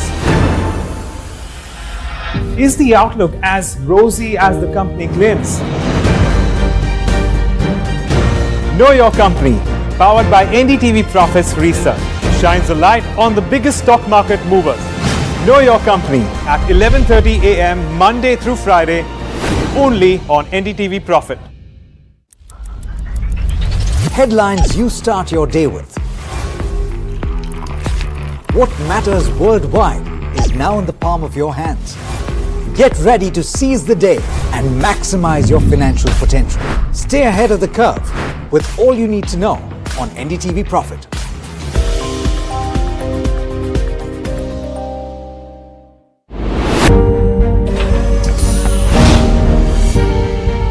Do you really know the company you invest in?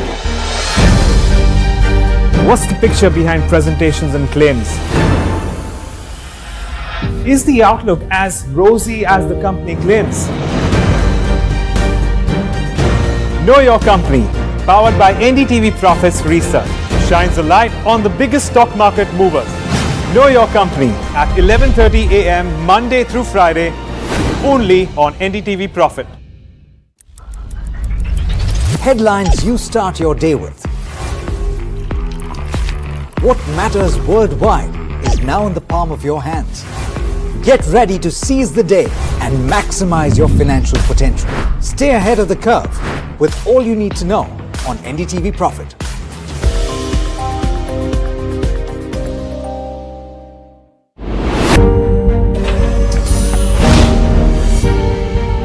Do you really know the company you invest in?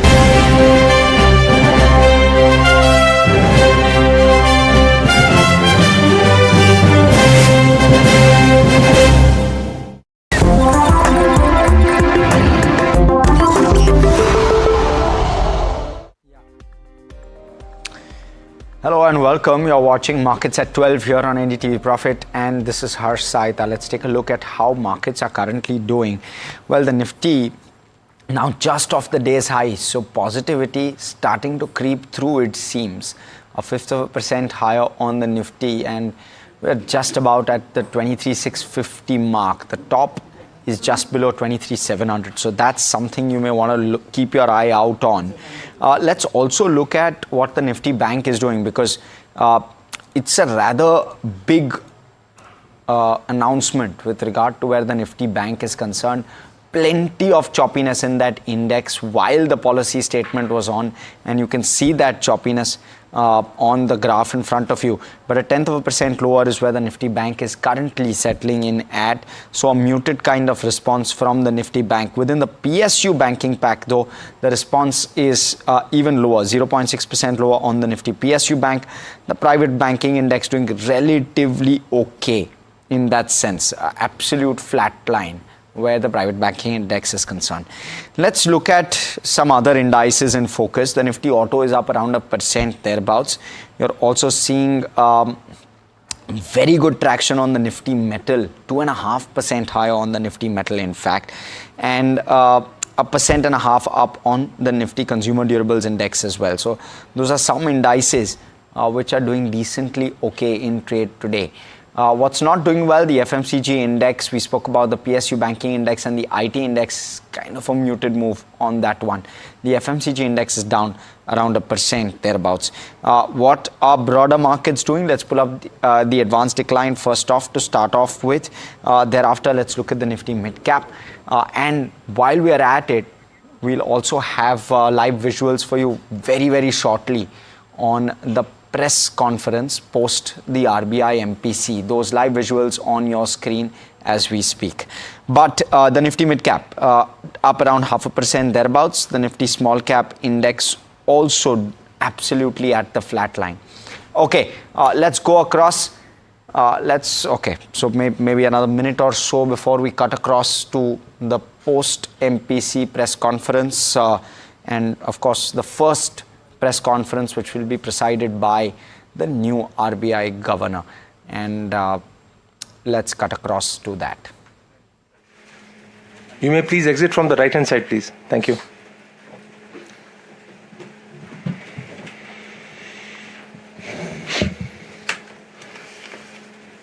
Okay, would be curious to know, is there a possible second rate cut and how quickly will that happen? What are the liquidity measures that the RBI is poised to take? And all of that and more, of course, as part of all this, all the Q&A that will go around over the next hour or so. Hello, interesting one. Good afternoon.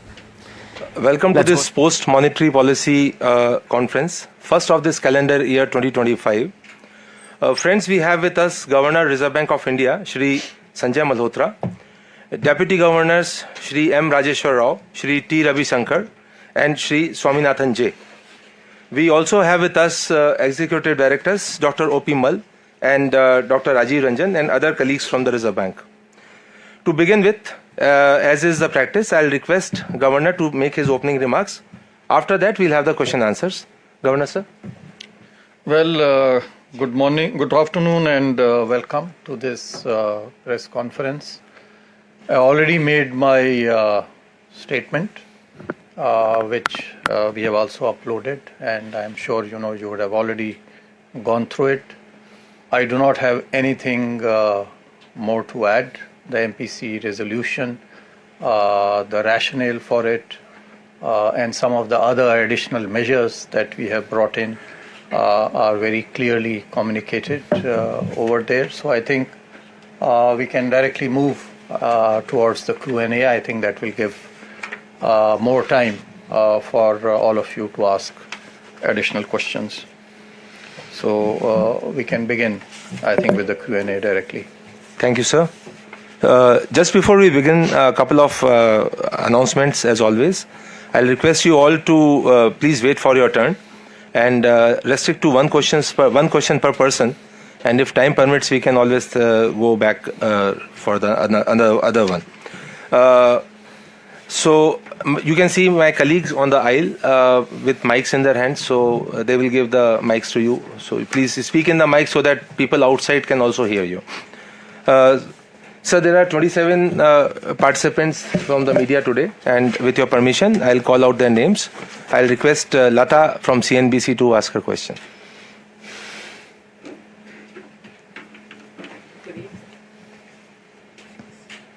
Thank you, Governor and Deputy Governors. So I just want to first clarify a language part and then my question. Because in para 7, where you are announcing the rate cut, you say that the MPC remains unambiguously focused on durable alignment of inflation while supporting growth. So inflation first, then growth. In the immediate next paragraph, you are saying the growth inflation dynamics open up policy space for the MPC to support growth while remaining focused on aligning inflation. So should we read this as deliberate or casual? And the question I have is, rate cuts normally get passed on when liquidity is surplus. So would your stated policy be to keep liquidity surplus in the interbank system or just adequate? Thank you. So let me come to your second question first. I think that was attempted in the statement also that we made. And you would have observed in the last couple of months and even before that, that it has been the endeavor of Reserve Bank to provide as much liquidity as is required. And when we say liquidity, as I also mentioned in my statement, it is both, overnight as well as durable liquidity. We have taken a number of steps. You are aware, that we introduced, perhaps for the first time, a regular pre-announced every day overnight repo rate operation. So this was primarily to give confidence to everyone that this window is always available insofar as the transient or the overnight liquidity is concerned. Even for the longer term durable liquidity, we have announced steps of about 1.5 lakh crore. Some of it which have already been put into operation. 20,000 crore of OMOs have already been done. Another 40,000 crore later on. Today, we are going to have a 56-day VRR for 50,000 crore. We are always watchful. We'll be nimble. I want to assure that we'll be very, very proactive in providing whatever liquidity requirements are needed. That's one of our jobs, and we will do it. Coming to your first question, I really did not, understand as to what you are.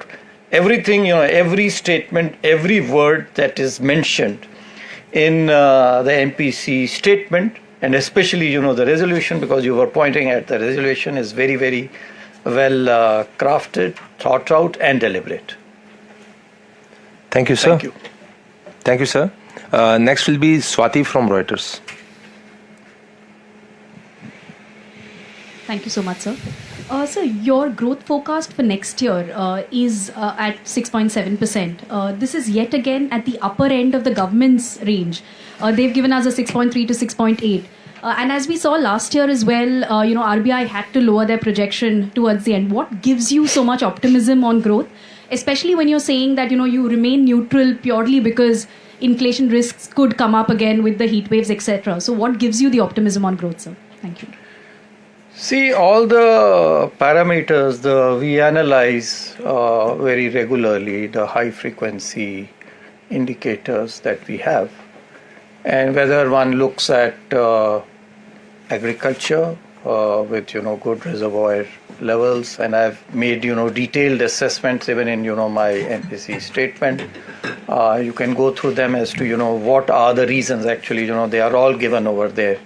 So in interest of time, I am just shortly, very briefly indicating them. So whether it is in terms of agriculture, whether it is in terms of consumption.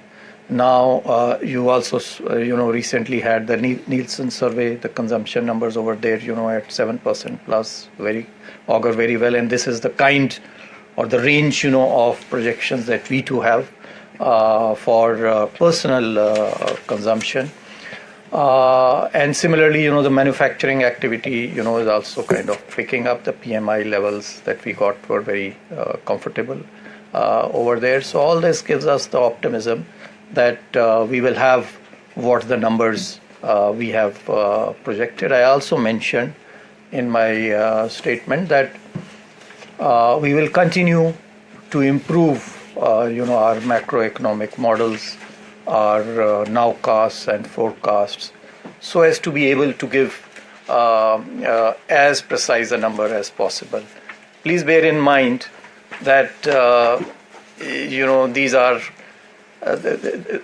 are just forecasts. Every day, situations change, and as people say, as your facts change, your opinions also change.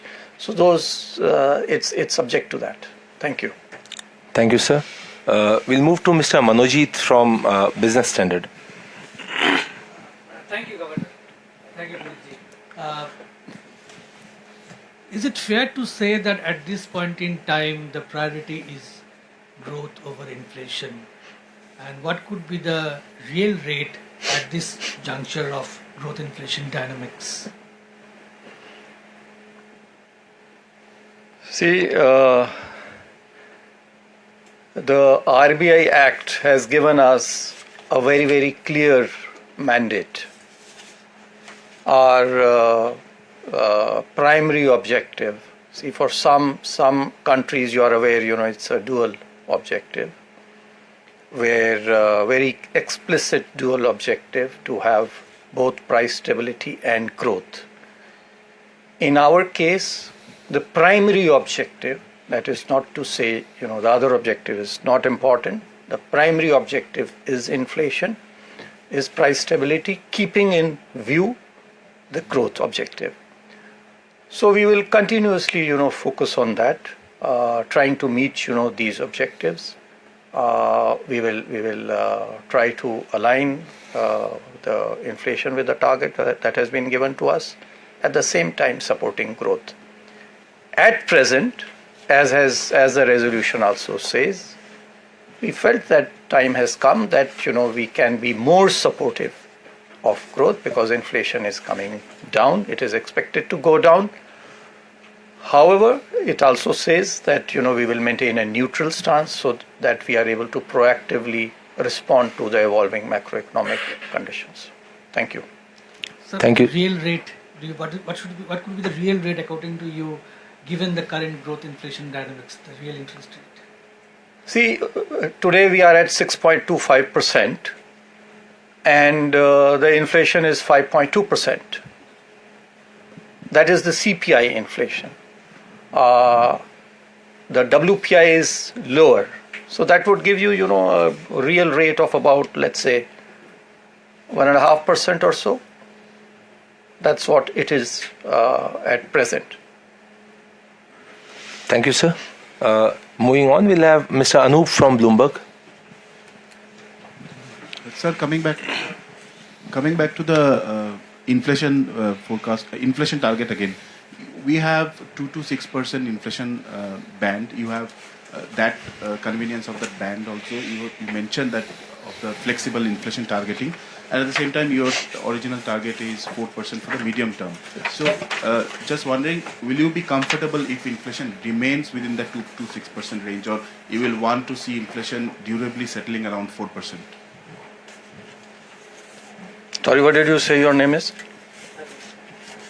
Anup Roy from Bloomberg. Anup Roy. I'll ask you, when you go to an exam, in that exam, the maximum marks are 800, let's say 100. The passing marks are 40. What do you aspire for? Do you aspire to pass, or do you aspire, to do extremely well? Well, some may, like to just pass. In RBI, we like to we like to be on top of everything. Thank you, sir. May I have Mr. Ankur from ET Now? Hello, Ankur Mishra from ET Now. While economic survey says that 6.3 to 6.8% is the growth forecast for the next financial year, and you have taken the upper end. When I asked this question to CEA, that is there a possibility of 7% plus growth, he said yes, it is possible. I want to ask you now, as per your assessment, is there an optimistic possibility of that?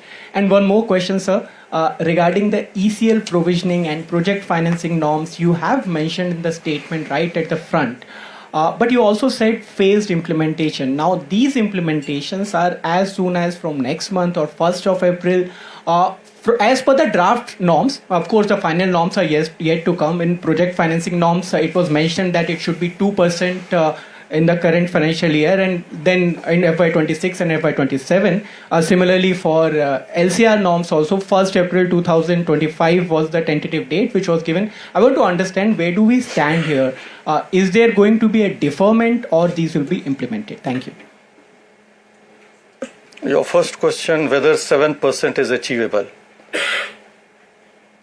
See, these are difficult questions to answer, but nevertheless, I would like to stick my neck out and say that certainly India can, achieve 7% and plus growth rate. We should certainly, aspire for that. Coming to your second question, which is related to some of the guidelines, that we have issued, LCR, ECL, project financing norms, etc., etc. I made it very, very clear, that we will be doing a balancing act. It is not only about stability. It comes with a cost. We will be very, very conscious of the costs that it brings in, so that, we make efficient use of our resources. I want to also clarify, because you asked specifically about LCR, and we did make a mention over there that we will give sufficient time. I do not think 31/3/2025 is giving sufficient time. So certainly they will not be implemented, before, at least, before 31/3/2026. That's the kind of timeline that is needed at the minimum. The draft regulations were circulated. We have got comments. We are examining them. It will take time for us to examine. You see, liquidity is important for everyone. Let's please, try to appreciate that why we are doing this. We are doing this primarily, so that there is no run, on the banks. You would have witnessed it, in 2023, there was a run on some of the US banks because they do not have, such kind of regulations. Now we have those regulations. But whether the liquidity that we have, provisions that we have, whether they are sufficient or not, that and they need to be always, continuously need to be improved. So that's why, we had provided for certain more liquidity to be kept vis-a-vis some of the deposits which we felt, would perhaps, have a higher runoff. That has been provided in these draft regulations. At the same time, we have got now comments from other stakeholders that there may be lower liquidity requirements for some of the other deposits. So we are examining that also. As soon as we are able to examine all the suggestions. And I'm very happy, to note, having come here to the Reserve Bank, that we do, an impact analysis over here. So that impact analysis will be done, has been done to some extent, but come, with the suggestions that have now come in, we are revising our estimates, our impact analysis, and we will give, a time frame as to when one can expect LCR. Similarly, the other guidelines also we will give sufficient time frame. You can rest assured, that they will certainly not be implemented as quickly as 31/3/2025, because that will certainly not be sufficient time. We do not want to cause, any disruption. We will ensure a smooth transition. So LCR, thank you. You said not until March 26. Yes. Thank you, sir. Please, let's go with the flow. Let him ask a clarificatory question only with regard to this. Please speak in the mic. 26. It will not be before 25. Be very, very clear. It's more than 1 year. 2 months, less than 2 months is too short a window for the banks. We realize that. And so, we will give at least 31, at least. Doesn't mean it has to be 31/3/2026. We'll aspire for that. But we want to make it very smooth, and it will also be phased. It will not be, that all the regulations, all the norms kick in from day one, which will be at the earliest 31/3/2026. Thank you, sir. Next is Hamsini from Money Control. Hi, sir. I'll stay put on this part around regulations. Your language also today seemed to indicate that there will be a lot more consultative process in the way that you would go about building regulations. You did clarify on LCR, but what we've also seen, especially in the last 4 years, and more so in the last 1.5 years, is certain banks and NBFCs facing ban on businesses, certain aspects of businesses. There are 2 large banks still waiting to come out of restrictive business policies. Would you rethink your approach on how you would want to target banks or work with them to rectify some of the follies? And as a clarification, you did mention about LCR, but what about on project finance and investment guidelines that banks are permitted to take in subsidiaries, etc.? Would you want to defer, or there has been request for a deferment on that as well? Would you want to consider those proposed policies also favorably, sir? See, ECL was only a discussion paper. Even the draft is not out. So there is no time frame for implementation of ECL guidelines. Similarly, project finance, you can rest assured, I think they will need more time. 31/3/2026 is the earliest. Moreover, they need to be seen in conjunction with each other. There is a certain amount of overlap between ECL and project finance. So we are examining, because for project finance, the draft regulations were certainly published, comments have been received, suggestions have been received. We are examining them, and we'll come out with something, I want to assure all of you, that which balances the interests of the public, the depositors, the financial stability, which is very, very important for our country, and at the same time, the concerns of the banks, keeping in mind the efficient use of resources. And what was your second question? Sorry, is on, two banks, where we have cease and desist measures. See, these measures are taken after great consideration, after great thought, after giving opportunity to these entities, whether it is these banks or others. I'm not, making reference to any particular entity. And these are measures actually, of last resort. We would not like to use them, too often. This is a measure of last resort to be used in the rarest of the rare circumstances, when all other measures have actually failed. And they are again, in the interest of the public, and we'll keep, this policy going forward as well. Thank you. Thank you, sir. Next will be Ms. Gopika from the Mint. Thank you, Puneet. Thank you, Governor. My question is on inflation forecast. You've retained the inflation forecast for this year and next year. But have you taken into account the impact of rupee depreciation while accounting, or have you factored in the impact of rupee depreciation while calculating or looking at the forecast? And my second question is on the new Deputy Governor. For Monetary Policy, when can we expect the appointment? Second question you have to ask the government. It's not for me. Your first question, yes. The latest rupee to dollar rate was taken into account while making all our projections. So, and we also do various sensitivity analysis. So yes, a brief answer to your question is yes, that was certainly considered while making our projections. Thank you, sir. अब मैं जी business से एकता सूरी को आमंत्रित करूंगा. Good afternoon sir. Sir, हमने आपकी speech में सुना कि आपने फ्रॉड्स के ऊपर बात की कि .in होगा बैंकों का डोमेन नेम, लेकिन बहुत सारे इश्यूज हैं जो कस्टमर्स फेस करते हैं फ्रॉड्स की. अगर हम बात करें, सबसे पहले कोई रिपोर्ट करता है फ्रॉड तो उसे पैसा जल्दी वापस नहीं मिलता.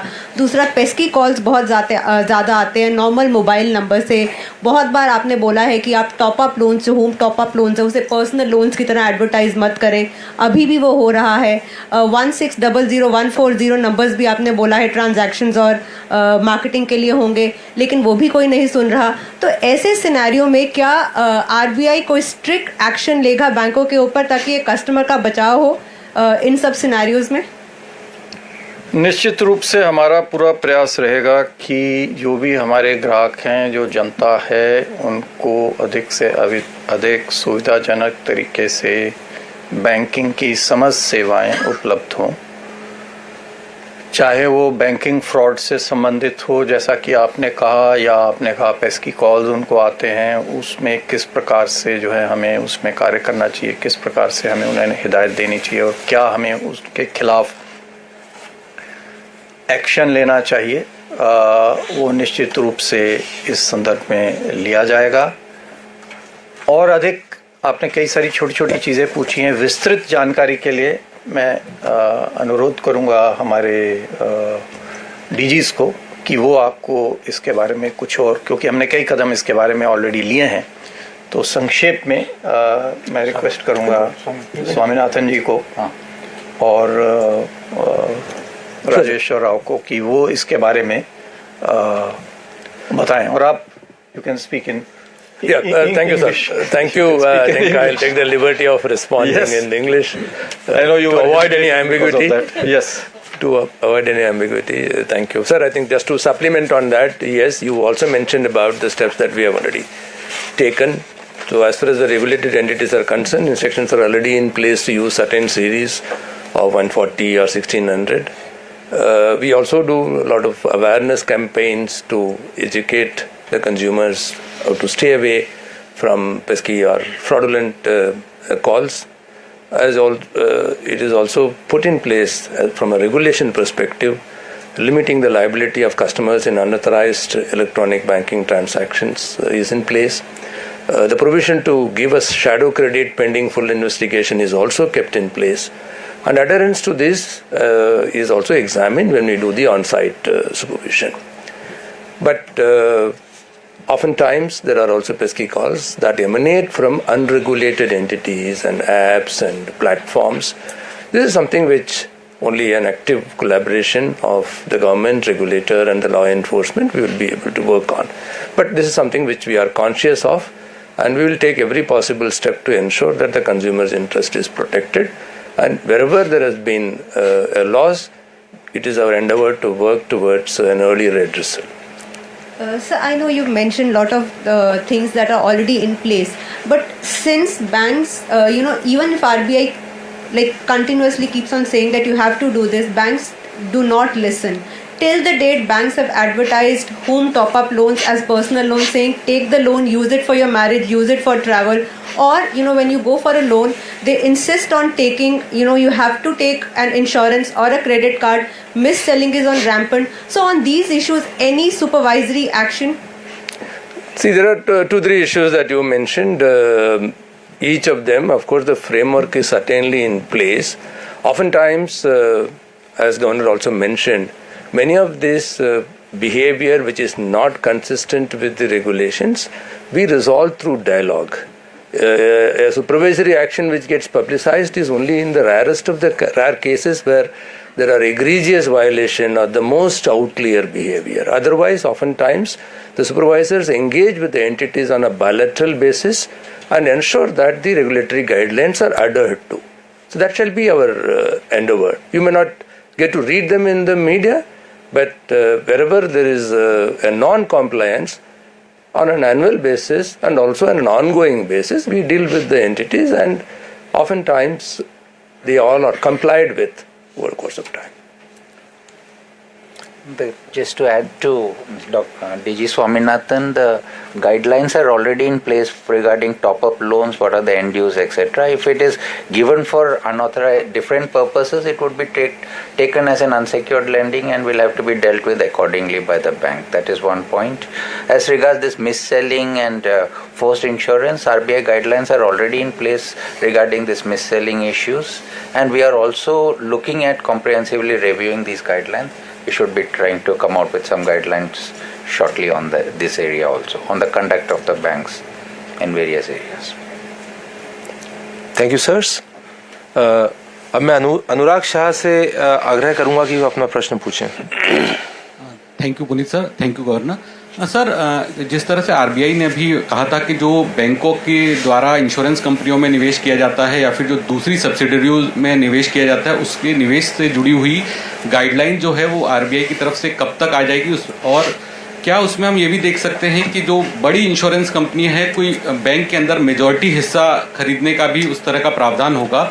और सर, अभी जब जिस तरह से कुछ वक्त पहले वित्त मंत्री ने भी बैंकिंग प्लेटफॉर्म के जरिए मिस सेलिंग की चिंता जताई थी, चीफ आईआरडीए के चेयरमैन के द्वारा भी चिंता जताई गई थी, स्पेशली इंश्योरेंस के संदर्भ में, तो क्या आरबीआई का डेटा भी उसको सपोर्ट करता है या फिर आरबीआई का क्या कहना है? नहीं, देखिए, जैसा कि अभी आपको स्वामीनाथन डीजी ने बताया कि मिस सेलिंग के हम लोग बिल्कुल सख्त खिलाफ हैं. कोई भी इस प्रकार का यदि वाकया होता है, इस प्रकार का कोई भी इंस्टेंस हमारे ध्यान में आता है, तो निश्चित रूप से उसके विरुद्ध सख्त से सख्त कार्रवाई की जाएगी. आप इस बात के बारे में बिल्कुल 100% निश्चिंत रहें कि किसी भी ग्राहक के विरुद्ध यदि मिस सेलिंग की कोई भी शिकायत है तो रिजर्व बैंक उसके लिए उसके साथ में नहीं है और उसके विरुद्ध में उस बैंक या रेगुलेटेड एंटिटी के विरुद्ध में कार्रवाई होगी. कार्रवाई किस प्रकार से होगी, जैसा कि टीजी स्वामीनाथन जी ने भी आपको बताया, वो हमारे को उसके लिए ऐसा नहीं है कि हम उसको बैंक को बोलें कि हम आपका रजिस्ट्रेशन ही बंद कर देते हैं, लाइसेंस बंद कर देते हैं. ऐसा तो नहीं किया जा सकता, आप भी ये समझेंगे. लेकिन हम इसके लिए बहुत ज़्यादा गंभीर हैं और इस प्रकार की अगर कोई घटनाएं होती हैं तो उनको गंभीरता से लिया जाएगा.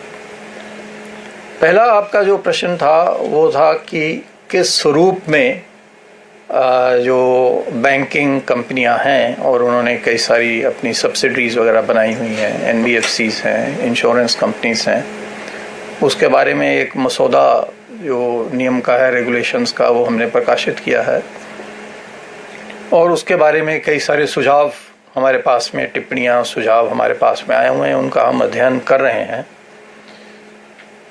देखिए, जैसे मैंने आपको बताया, ये सब चीज़ों को हम ध्यान में रखते हुए उनके सुझावों को पूरा से गहनता से अध्ययन करने के बाद में ही कोई निर्णय लेंगे।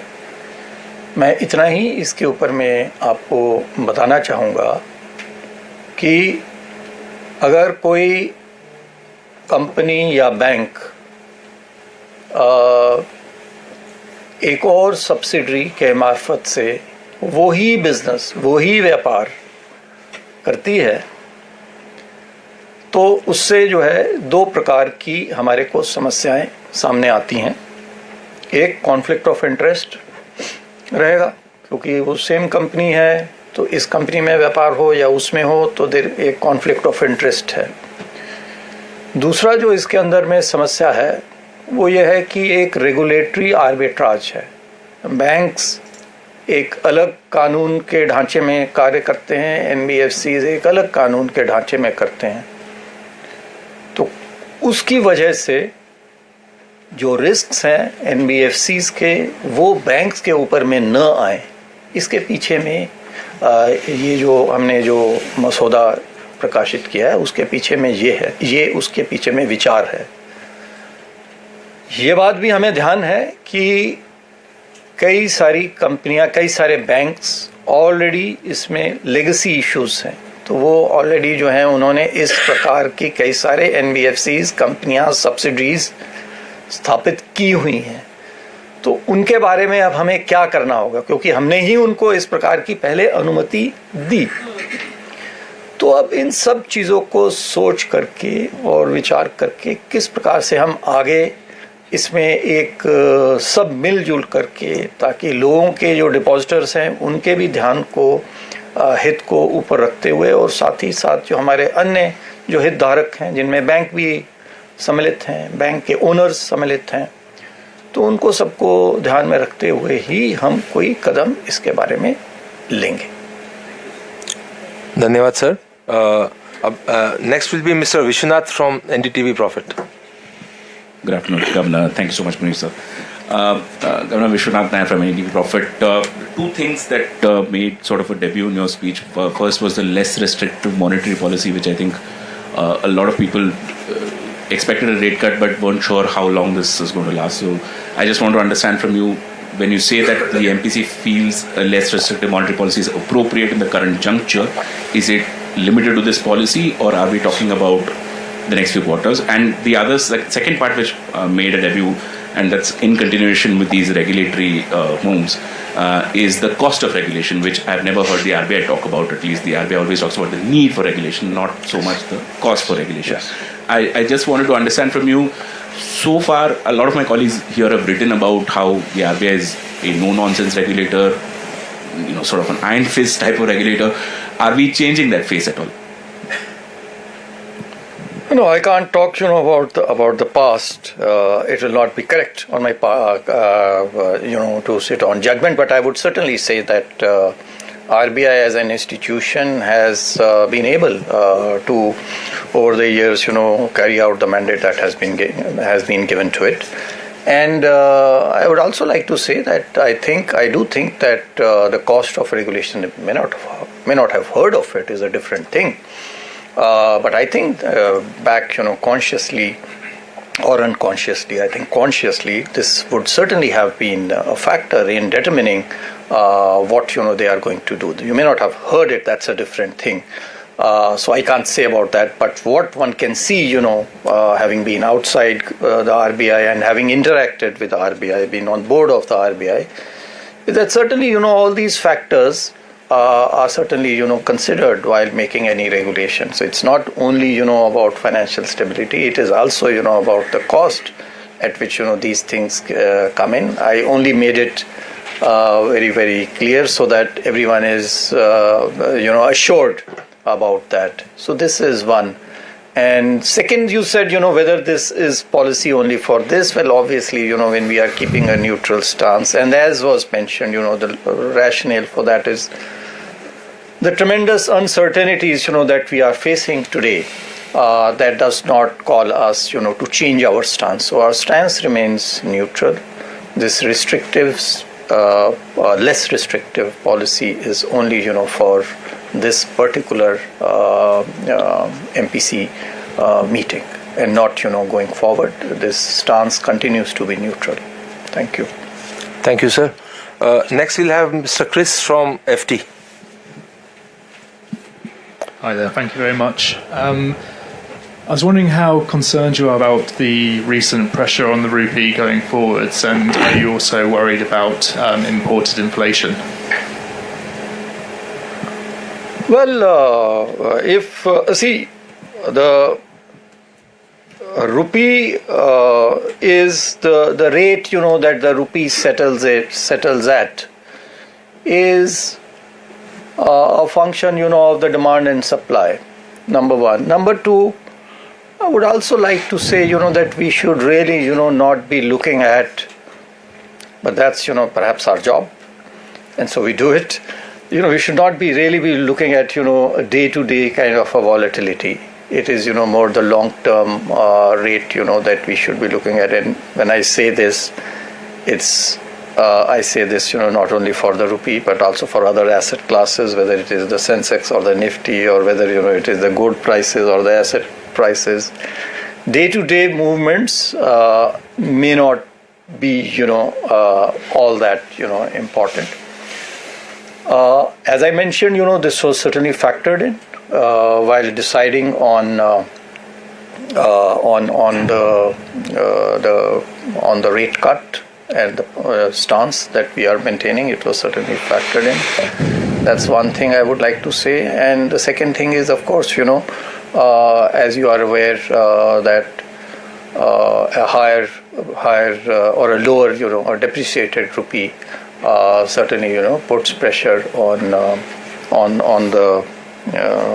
inflation.